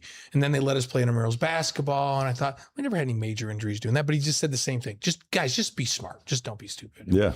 That's cool. And that's part of the experience of BYU. You doing all of that was part of your experience here. I think BYU's got to have one of the best intramural programs in the country. Amazing. Just the quality of play of, flag football. You can play till you're 35. It was so wild good. And there's so many fun things to explore. And so we want our athletes to have all those fun experiences. Charles and Liz on the stream from Hawaii. Good to have you with us. They take volleyball serious over there as well. Saturday, August 22nd, Smith Fieldhouse, BYU and Utah Tech in an exhibition game to get the Rob Neilson era underway. We're so glad you came over to hang out with us tonight. No, thanks for having me, guys. Great to chat with you. We look forward to watching your team, and we'll be with you every step of the way. Yeah. Let's go Cougars. We'll be there. That's Rob Neilson. He's the new head coach of BYU women's volleyball. And boy, you can't not be fired up about the season just listening.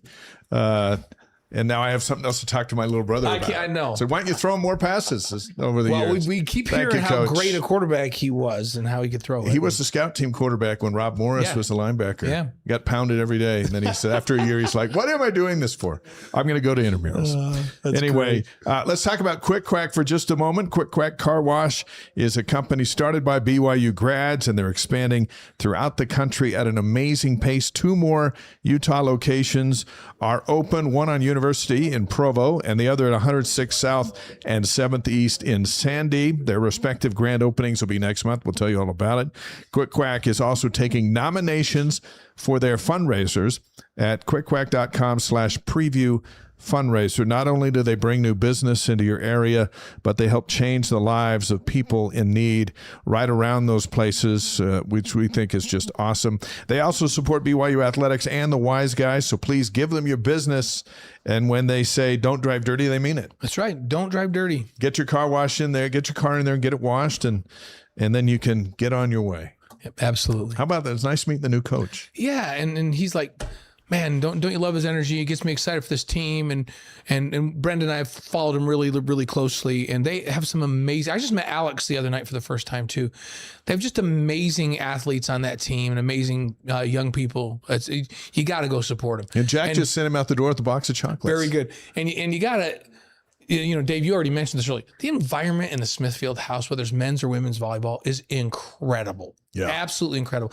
If you haven't been to a volleyball game in the Smithfield house, you've got to go. It is an amazing place to go experience sport. It is time to welcome the Hotel Park City Ruth's Chris Superfan. When you're in Park City, treat yourself to something extraordinary. Escape to Hotel Park City, the area's #1 rated boutique hotel, where personalized service, mountain elegance, and peaceful surroundings create an unforgettable experience. Then savor the legendary tradition of Ruth's Chris Steakhouse, serving sizzling steaks on a 500-degree plate with they've been doing it for 60 years and more. It's the #1 steak destination for BYU super fans who appreciate the very best. Hotel Park City and Ruth's Chris Steakhouse, where unforgettable memories begin. Reserve your stay and your table today. And tonight's super fan is the young 94-year-old Ben Banks, and we couldn't be more happier to have you in studio tonight. Welcome. Thank you. It's an honor to be with you too. What makes you a BYU super fan?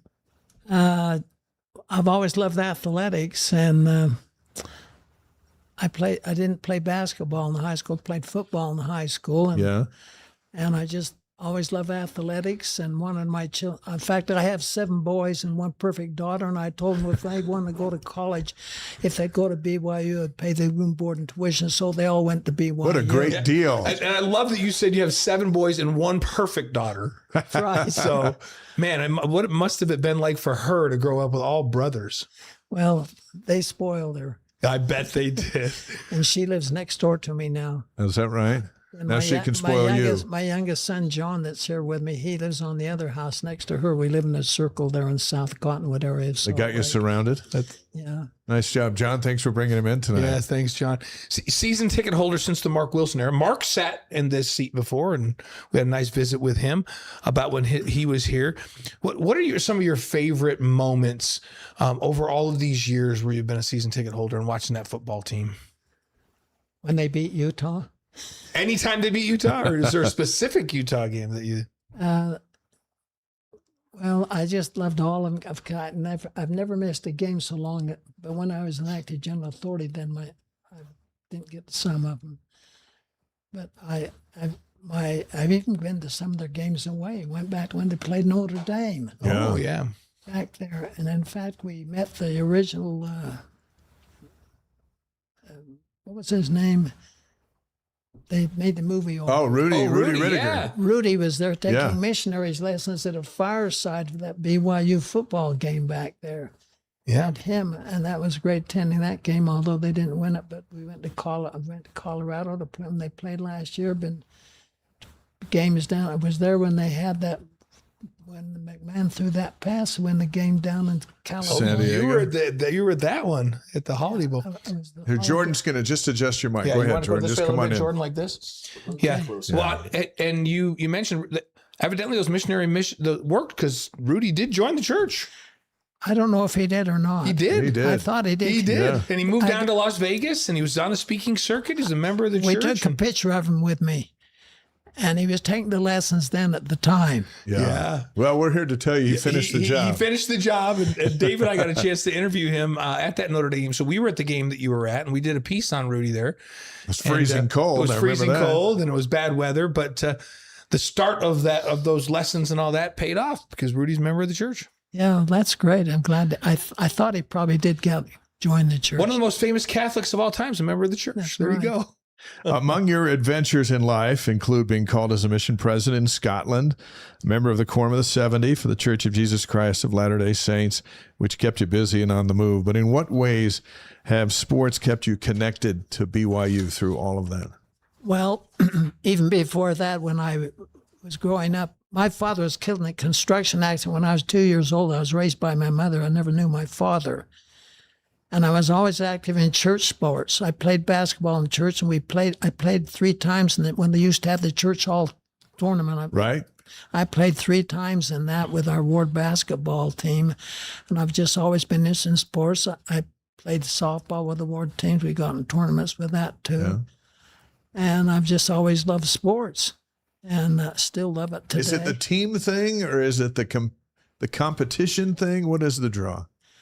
I think it's just being around the team and the people that are doing it. I mean, even I could go up and sit with the brethren in the booths up there to watch the football game, but I'd rather sit down with my 16 seats with my family and cheer for them down there. It's too quiet up there. It's too quiet up there. So and they wear ties up there. That's right. We had Elder Gilbert come on the show, and no matter how much Dave and I pleaded for him to sit in this chair without a tie on, he wore a tie. But I just have always loved sports, and I love BYU, and I don't miss any game if I'm in town, if I'm not out on church assignment. Well, that's perfect for our next game we're about to play. Ben Banks is tonight's Hotel Park City Roost Chris super fan.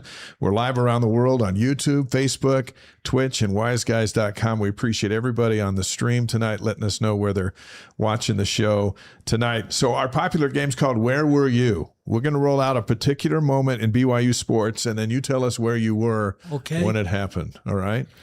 See if we can remember this. Where were you when John Beck hit Johnny Harline on the last play of the game to beat Utah in 2006? I was watching it. I couldn't get to, because they were playing that at Utah's. Yeah. At Utah, yeah. And I was watching that, and I just stood up and cheered that he caught that pass to beat them. Could you believe it? I thought I had just gone to heaven. I will never forget that the rest of my life. I think that's one of the outstanding plays that ever happened. Yeah. It's one of the all-time great plays. Okay, where were you when Ty Detmer and the Cougars upset #1 Miami in 1990? I was there. You were there. I was there cheering like everyone else. Did you storm the field? I didn't dare. I'd get trampled. I was down there while they were tearing down the fence posts. Where were you sitting on that night? Where my seats are on about the 30-yard line on the west side there in the 8th row. We have 8th and 9th row. I have 8 seats on each side, both one row in front of the other. And I was sitting there with all of my family, watching that ball game, cheering. I couldn't believe it was happening, but it was what a thrill it was. That's awesome. People that were there, and we were there, I actually broadcast that game, they talk about how they could just feel an electricity in the crowd. Do you remember that feeling? Absolutely. I mean, it was such an electricity because you couldn't believe it was happening. And it was happening, and it was just like it came from heaven. They were winning. And it was like electricity there. It really was. We were talking to Ty Detmer on the show a couple of weeks ago, and Miami always comes up when we're talking to Ty, and maybe Notre Dame will be #1 when they come in this fall. But he said Provo's the best place to take down a #1, and you were there. I was, yeah. It was a thrill beyond belief. It really was. There's a chance that Notre Dame, because they're preseason top 3, they play a fairly easy schedule. By the time they come into Provo this fall, they could be #1. Will you be there to watch BYU take down another #1? Absolutely. There you better go. Believe I'll be. We expect nothing less. I won't miss any games this year because I'm not on church assignments now. That's awesome. That's right. So, all right, here's another one. When Taysom Hill and BYU's team that he was captaining, when they blew out number 15 Texas in Provo in 2013, they ran them out of the stadium. Were you there for that one? I was. You were there for that one. Now, where were you when that hurricane showed up and delayed the game for 2 hours? Did you go under the seats or did you get out to your car? No, I stayed through it. Yeah? Yeah. So you were soaking wet? Damp. Damp? Did Taysom hurdle anybody in that game? No, that was the next year. That was when we were down in This was Austin. the year he just ran through everybody. He just ran over everybody. Yes. That's right. Okay, here's one for you. Where were you when Will Farron kicked the field goal to beat the Utes in Salt Lake in 2024? I was on my feet cheering. I couldn't believe it. I was on my feet at home, and I couldn't even believe it when he kicked that to win that field goal. What was more believable when you were up cheering, that or when you were up cheering back in 2006 when Harleen got his touchdown? That one when Harleen, that was just, that was unbelievable. There's something more exciting on a catch special. than a field goal, right? Yeah. But that field goal, I think it had to be equal because that field goal was absolutely unbelievable that he got that. How they even got down the field after the holding call on Right. 4th and 10. And it was Utah they beat, as I recall. I mean, that was just unbelievable. My favorite story around that was that they were getting down a field goal range, and I think it was Coach Papinga, who was the special teams coordinator, asked Will Farron, "Where do you want it on the field? Like, where do you want it? You want it on the left hash, middle, right hash?" And he goes, "It doesn't matter. It's going through." It doesn't matter. I don't care which side of the field's on. It's going through. Well, I'll tell you what kind of a fan I was. When I was director of hosting for the church, I took some of our visitors from out of the country down. We sit up there. They have a separate box for the general authorities to watch football games down there with people from other countries.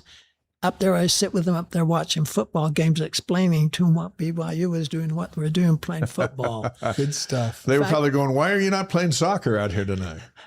And I think one game that took one of the men was the headman from Ethiopia. Took him to, and then one from Egypt, I took up to watch a football game too. That's awesome. Down there. Good for you. Yeah, and even if they don't understand the game, it's quite a spectacle for them to be able to see that all of that, right? It is. 5 questions. Let's get you 5 questions. You ready? Yeah. We'll roll out 5 questions for Ben, presented by Strategy Square. Now, you think of all the Cougar things you've seen over the years and all the players, and now let's get after it here. Who's your favorite BYU quarterback of all time? Probably Ty Detmer. Ty Detmer, Heisman Trophy winner. That's a good one. He's a good Now, one. how come Ty, so we don't get Steve Young on our phone, wondering why he's not on your list? Should we call Steve? Let's call Steve and ask how does him Ty and Jim, what was different about Ty? I don't know. I think I liked his personality and the way he handled himself. Yeah. He had a warm, at least to me, he had a warm personality that I really thought he was liked by everybody. Yeah. He was just on the show. Was he last week on the show? A couple or the weeks week ago. before. So he was on the show a couple weeks ago, and everybody commented, it's like, how do you not like Ty Detmer? Someone said, "I just like his voice." Yeah, he just has this very calming way about him. He's such a good person. That's a great choice. Yeah, good choice. Do you have a favorite BYU game of all time? All sports. It can be any sport. Was there a game where you just go, "This is the best game I've ever been to"? Well, exciting wise would be that one they beat Miami. Yeah. Yeah. That was probably the game, because it was just, to me, and I think it was everyone thought it was an impossibility that could happen. And to see that happen on the home field with BYU, I think it would be hard to beat that. Yeah, I agree with you. I can't think of a better game. What about a favorite BYU basketball player of all time? Do you have a favorite basketball player? Well, it used to be Danny Ainge. Uh-oh. What happened? The one this last year. You like AJ better than Danny? Yeah. Danny wishes he would have drafted AJ. Yeah, That's what he wishes. So AJ is your guy. Well, both of them I'd have to time, because I was absolutely thrilled with him also. Yeah, Danny was great. Danny's been here and talked with us. It was his 43 points against the Utes where he broke Danny Ainge's freshman scoring record. Right. Yeah. Yeah, hard to believe we had Danny Ainge, and he was an All-American in high school in football, basketball, and baseball. And baseball. Got him to BYU, and hard to believe we have AJ Devonsa, who's #1 pick in the NBA Number 1 draft. pick in the NBA draft. Yeah, I mean, he was unbelievable, and look forward to following him. But Danny Ainge, he was kind of unbelievable too. I mean, with everything. Oh, yeah. I mean, tell me another athlete that played baseball, football, basketball, everything that he played. You just mentioned over there, Dave. Yeah. I mean, I don't know. See, one of the greatest athletes in the history of professional sports. I'm going to say just not BYU, but professional sports. When you talk about Danny Ainge, you have to talk about Bo Jackson and Deion Sanders and then Paul Hornung in the old days, right? Look what he did when he was up at Boston coaching. I mean, as a manager up there too. Right. Yeah, he was fantastic. He won everywhere. We love Danny. So, do you have a favorite BYU road trip? Like, is there a favorite trip you've gone to watch the team play that you enjoyed the most?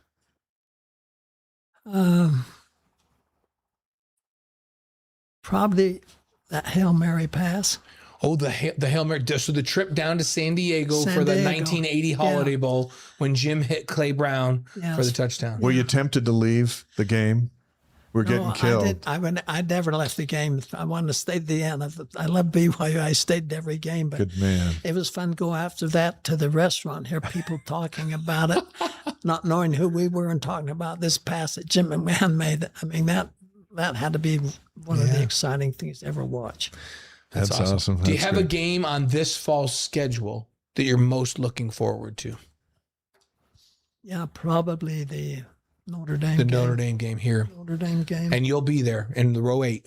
Yes. On the 30-yard line. Yes. Ready to roll. Right, I will. I love it. I was just looking at some math here. So Blaine and I have been calling BYU games in one form or another together for about 33 years heading into the season, which means you've had to deal with us for 33 years. So we apologize and we thank you for persevering. Well, I'll always admire you two when you were playing and all your broadcasting. I've admired you two all that. I feel like I'm out of my advent to be with you two important people. Oh, no. You're the star here tonight. I'm sorry I have this. I just had cancer taken off. Oh, no worries. We ride on everyone's coattails. That's what we do. We just talk about all the great things that they're doing, and we're riding on your coattails tonight.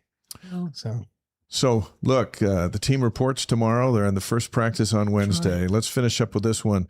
What are the keys for BYU during this fall camp to be ready for this big schedule coming up? What do you think? I think give the offense line good enough so that Allgeier can make his passes for touchdowns to win the game. I think that's going to be that offensive line. I think has got to be the very best to protect him. Yeah, down there and let LJ run through him. Right, give him some holes. Run through him. Yeah. You know, and BYU's really good over the years. Allgeier's not a bad runner himself. No, he's not. Over the years, that's a common theme. When BYU's really good, they're really good up front. They dominate on the offensive line. Their best teams are always very good up front. So that's a good point. And TJ Woods was on the show here a month or so ago, and he talked about how excited he is about this offensive line. So I think it's interesting how well they are doing, losing so many players when Whittingham went to Michigan. Right. When Hill left and some of the it's the coaching and that, yeah. And how well they're doing with that. I mean, it shows you that they're recruiting and how they're training him is for real. Yeah. Yep. Yeah. We were talking about this today. Basketball and football, BYU doesn't lose many athletes to the transfer portal that they want to keep. They want to be here. They've done a great job of recruiting top athletes, and they do a wonderful job of keeping them here, which is not easy to do in today's college sports. That's true. It isn't. So what are you going to do for your 94th birthday? Well, I'm not passing 94th. 95 is my next. Oh, the next birthday. When's the 95th? When's that 95th birthday? April 4th. Okay, so we got a little time. Yeah. You got plans? You have a big plan? Because 95 is a pretty big milestone. Do you have like a big plan for the birthday? Hoping I live long enough so I take my family on a cruise every other year. So this next year is the cruise year. Yes. You should adopt my whole family and take us with you. I take 40 or 50 on a cruise. Oh my goodness, every other year. Then everyone's praying for you as you keep going, right? For 95, here we come. I love it. Hey, we love having you here, and now all of Cougar Nation has been able to meet one of their super fans, so thank you. A lot of my children's companions went to BYU. Not all of them, but they went to BYU also. You like them better? Do you kind of like marginalize and push aside the ones that didn't? Because clearly the BYU ones should be your favorites, right? Absolutely. We love the honesty on this show. It's just fantastic. One of my granddaughter's married a guy that's a real advocate Utah fan. Oh, no. But he's becoming a BYU fan because he likes to use my tickets and go to the BYU games. I bet he does. Even the games that aren't against Utah, he likes going down to. You've converted him all over. And if he wants to get on that cruise, he better shape up. So I've got all of my in-law kids, like my 5 in-law. I've got all BYU, but I've got one Stanford. I'm like, I guess we can forgive him that, and one PhD from Baylor. So I'm forgiving him. It's okay. Well, it's just one of our sons is a foster son. It's a long story, but we adopted him years ago. And his children all went, they went to BYU, and his children went, but two of his children became Ed McMahon's Star Search, if you remember that. They became the champions on that when they were about 11 years old. Is that right? When $38,000 became the grand champion, Latin Junior Ball Dan Champions of America.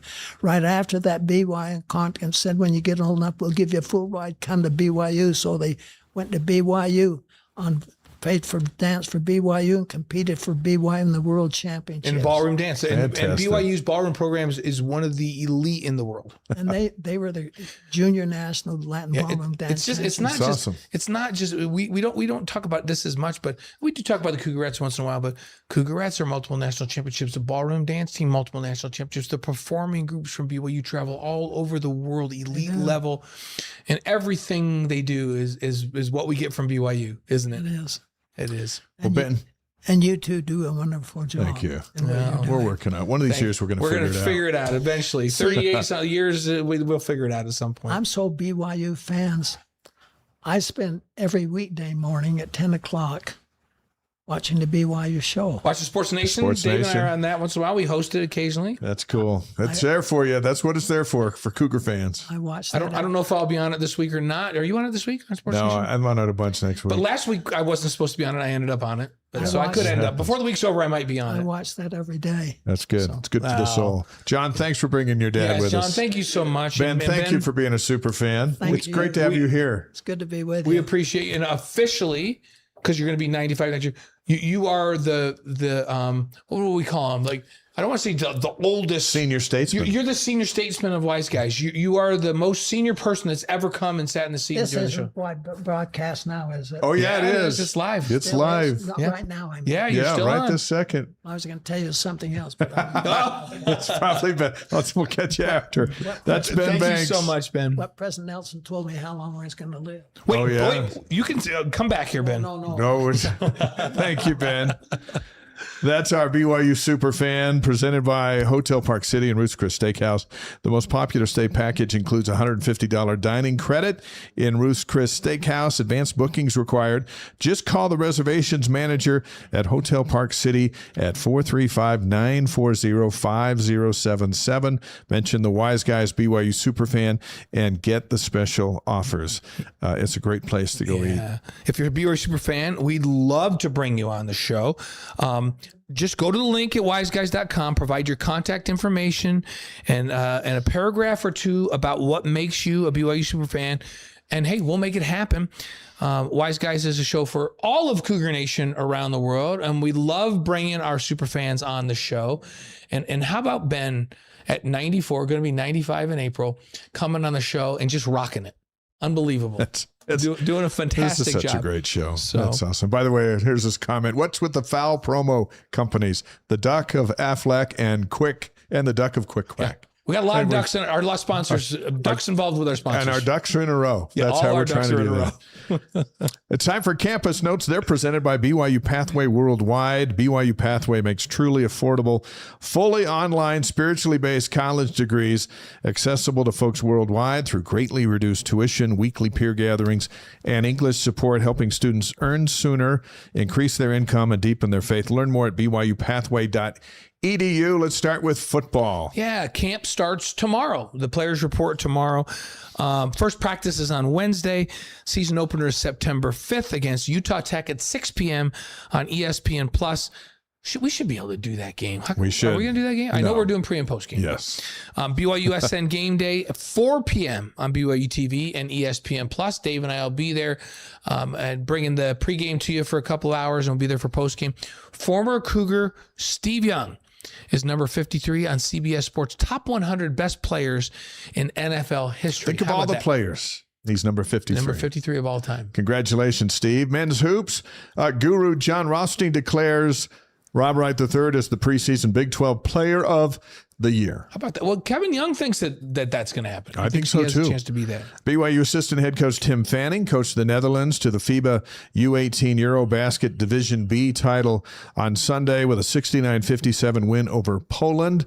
Fanning's team went 8-0 during the tournament held in Croatia, which is Krešimir Ćosić country, and Rob Neilson country, where he served his mission, BYU's volleyball coach. So we congratulate Tim. The Maui Invitational bracket came out since we were together last. That's right. So BYU is going to face Washington on Monday, November 23rd at 3 p.m. Mountain Time on ESPN2. That sets the tone for Thanksgiving week. This is a great week of football and basketball. And then BYU is going to play Ole Miss or Clemson on Tuesday.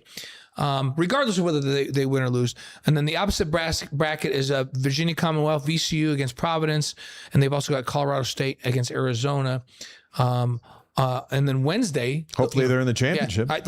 They could play Arizona in the championship. They could play Arizona 3 times this year. Maybe even 4, right? Yeah. Because they get them in the Big 12 tournament. That's right. They could play them 4 times. I don't know if I want to play them 4 times. No, they're very good. They're always very good. But I'd love to play them in Maui for the championship. That would be really fun. Women's hoops, the 14-game non-conference schedule was released today. BYU will play 11 home games with only 1 true road game, which is at Oregon State on December 5th. The only P4 opponent on that non-conference slate is Boston College on November 28th in St. Petersburg, Florida. The season begins October 27th in an exhibition game against Western Colorado. In soccer, the Big 12 preseason poll was released today. Here's how it goes. Number 1, TCU, not a surprise. Number 2, Colorado. 3, West Virginia, and Kansas, so they're tied at 3. Number 5 is Texas Tech. BYU 6. I think they're a little underrated. What do you think? You know, this is a really good soccer league. It was last year, and BYU got the last opening for the Big 12 tournament by beating Utah, and then they went and won the tournament. Yeah, they beat all these teams. I feel like with what they've got coming back and the role they were on at the end of the season, 6 is a little low, but that's okay. They don't mind. Jen doesn't mind. Cougars host TCU on September 28th and Texas Tech on October 16th. BYU plays at West Virginia and at Kansas. They don't face Colorado, so all Big 12 preseason team, Ellie Walbrook, Lucy Kelser, and Presley Freeman. So I think they're loaded with talent. I think they have a lot more experience this year. I think 6 is underrated. They played the blue-white game Saturday, and the blue team won 1-0 on Ellie Walbrook's second half goal. Idaho State is in town Saturday night at 7. That's an exhibition game on ESPN+. Greg will be over there on the call for that one. Southfield, be fun to get together as we start to get closer to the games that matter the most, which include the season opener at UCLA on Wednesday, August 12th. Head coach Jen Rockwood joins us next Monday. That's right. Here on Wise Guys as we preview the showdown with UCLA. They've had a good thing going against UCLA. Beat them last year to eliminate them from the conference tournament, then beat them earlier in the year. Yeah. And then they beat them when they were number 1. 2 years ago, they came in here and got beat as number 1 in the country. I'm surprised UCLA agreed to play us. Whatever. Home opener is take a risk. USC is the home opener Saturday, August 22nd at 7 on ESPN+. Well, women's volleyball, we just had Rob Neilson, the new women's volleyball coach. What a treat to have him in studio. Workouts are underway with new coach, and Utah Tech's at BYU Saturday, August 22nd for an exhibition. The season opener, BYU's at Florida Gulf Coast August 28th in Fort Myers, Florida. And then they play Florida State August 29th, again in Fort Myers, Florida. The home opener is Eastern Illinois at BYU on Thursday, September 3rd. We love Heather Olmstead, who's an assistant at Hawaii now. I've been texting back and forth. Text her congratulations. We loved what she did for BYU women's volleyball, and we love the energy that we felt here tonight from Rob Neilson. Fun stuff. So it's going to be good moving forward. Cross country, the schedule is released. This means we're on official Jane Hedegren watch. Hey, don't be surprised if she wins multiple Re-Lyte Athlete of the Weeks again, as she did last year. So September 19th is the John McNichols Invitational. That's for the men only. She'll debut, most likely, on the 26th at the Cowboy Jamboree. And then, let's see, October 9th, so the Nutty Comb Invitational for the men, the pre-nationals for the women on October 16th. The Big 12 championships are on Halloween. They don't mess around with cross country. It's like, hey, we'll do 4 or 5 events. And then the NCAA championships on November 21st. We'll keep you posted as we march through that. We'll call it the Jane Hedegren Watch, but both teams are loaded with talent. It's going to be a fun year. It should be really great. Golf, the Rocket Classic in Detroit, Michigan. Patrick Fishburne and Zach Blair both tied for 50th place and earned $23,860 each. Fishburne was tied for the lead after the first 2 rounds. It's a tough game, man. That's a tough game. So you're tied for first going into Saturday, and then you tied for 50th coming out. It's hard to put 4 rounds together. I'm have a hard time putting 9 holes together. And Patrick and Zach are both playing great. Yeah. And he had a good week. Just a tough round on Saturday and kind of knocked him off. Yeah, the Wyndham Championships, the last regular season of the event on the PGA Tour. Fishburne, Blair, Tony Finau, and BYU sophomore Kihei Akina. He's got a sponsor's exemption into the tournament this year. They're in the field this week. Next week, Akina will defend his championship in the 100th Utah Open at Riverside Country Club in Provo.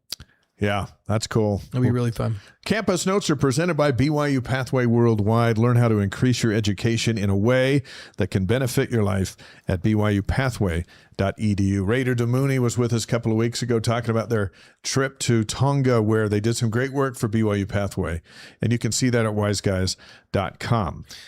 We want to introduce you and connect you to Cougar Tribe, a great partner of ours. You can sign up for free at cougartribe.com and interact with a wide community of BYU fans all week long, including special Q&A sessions with Dave and I, and then we answer. We do questions of the week. We do a discussion question. It's where you can interact with folks. We have this great interaction on Monday nights here at Wise Guys, and then during the rest of the week, you can go to Cougar Tribe and interact with Cougar fans from around the world all week long. You sign up today at cougartribe.com. You know, the Kentucky Derby, when the horses run around and then all of a sudden they come down the home stretch and the announcer goes, and down the stretch. This is this part of the show. Yeah, on this day. We're heading down the stretch on this day, August 3rd. Let's go old school on a very significant event. Remember, in 1492, what happened? Everybody knows in 1492, Columbus sailed the ocean blue, right? Yeah. So Christopher Columbus set sail for the New World on 3 ships, the Nina, the Pinta, and the Santa Maria. That on today. Do you remember that saying in 1492? Oh, yeah. Did you sing that song in elementary school? Of course we Columbus did. sailed the ocean blue. Sierra Park Elementary. All right, 1921. Let's skip a few hundred years. Yeah, a few hundred. Major League Baseball commissioner hands a lifetime suspension to 8 White Sox players accused in the Black Sox scandal on this day in 1921. The Cubs were over there obeying the rules, and the Black Sox on the other side of town, the White Sox players were involved in the Black Sox scandal. Wow.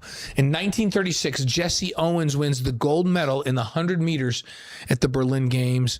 Adolf Hitler was watching from the stands. How surreal is that? It was, yeah, I can't remember the name of the movie, but they kind of document all of that, you know, and we weren't old enough, but wow, that was a big moment. On this day in 1949, the Basketball Association of America merges with the National Basketball League to form the NBA. Wow, there you go. In 1960, for the only time in Major League Baseball history, Detroit and Cleveland made a trade deal that had the team swap managers. Can you believe that? We're good with our players. Yep, we want a different manager. We're going to just change managers. So they swapped. I'm going to coach these guys, and he wants to coach these guys, so let's just swap managers. 1960, the Steelers beat Toronto 43-16 in an NFL CFL exhibition game. This is why they don't do those anymore. Yeah, the Toronto Argonauts and the Pittsburgh Steelers. In 1984, Mary Lou Retton wins gold in the LA Olympics. She scored a 10 on her final vault to win the gold medal. Very dramatic. Then she was on Wheaties. Oh, yeah. She was a superstar after that. On this day in 2012, Michael Phelps wins gold in the London Games. His all-time record, 17th gold medal. Yeah, incredible run for Michael Phelps. August 3, birthdays. Yeah, 1926, Tony Bennett, the great singer. 1941, Martha Stewart. Yeah. In 1956, Todd Christensen, BYU running back, Raiders tight end, 2-time Super Bowl champion, old broadcast partner of mine. Loved Todd Christensen. 1956, August 3rd. Happy birthday to Todd. 1977, Tom Brady. Yeah. And how about 1999, Zach Wilson? Happy birthday, Zach. Yeah, there you go. Celebrating a birthday today. August, 3 deaths of note. 2011, one of my childhood, idols, stars, Bubba Smith, the great NFL defensive lineman and actor. He was an all right actor. He was a better football player. Dude. 2019, Cliff Branch. If you remember the old school Raiders, it was Cliff Branch and Bolitnikoff, Fred Bolitnikoff out there catching passes from the snake. Yeah, exactly. Our Wise Guys inspirational quote of the week is from Christopher Columbus, who once said, "You can never cross the ocean unless you have the courage to lose sight of the shore."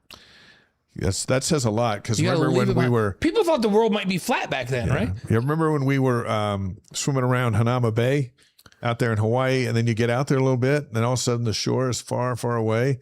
Yeah, that freaks me out. And so you come back into shore. Yeah. I wouldn't be good on Columbus's team, because to be able to get there, you'd have to be able to get rid of the shore. Do you remember when we were in Waimea Bay and my cousin took us up onto that rock, and we had to jump off, and we said, well, how do we do this? And she said, you've got to time it out, because she was going to BYU Hawaii at the time, because it's not very deep down there. We're on top of this giant rock. So you got to jump right in the peak of the wave so you don't smack and hurt your legs. And you and I looked at each other and we go, we do not need to do this. Like, this is like, we have a game to call tomorrow. Like, this is stupid. We're not doing this. While we were arguing that point, she just jumped off. So then we had to. And then you said, now we have to do this. Yeah. I don't know, but we did it. You know what else I remember? Neither of us broke a bone. I also remember I lost my wedding ring swimming back into shore from Waimea, because my fingers shrunk because of the water. And then I remember seeing the ring and then a wave hit me and it was gone. So it's still out there. Yeah, there's a fish probably swallowed. Has your wedding ring in its belly to this day, a big fish. There you go. So. Thanks, Christopher Columbus. Our special thanks to David Nixon, Brian Nixon, Rob Neilson, and Ben Banks, our super fan here tonight. Yeah, next week, recruiting guru Jeff Hansen. Oh, that's going to be good. Will be on the show. He always brings it when he comes. Soccer coach Jen Rockwood ahead of BYU's season opener at UCLA. We'll ask her like we do every year. Can you compete for a national championship? And she will say yes. She'll say yes. Like she does every year. Mark Ogletree and our new book, The Leadership Legacy of Lavelle Edwards, which is available today at the BYU store, Amazon Books, and cedarfort.com, as well as everywhere else you get books. But you wrote that with Mark, right? Yeah, so we'll be here and that's talk great. about that. That's great. So, go get it. BYU Bookstore. Are you going to bring me a signed one?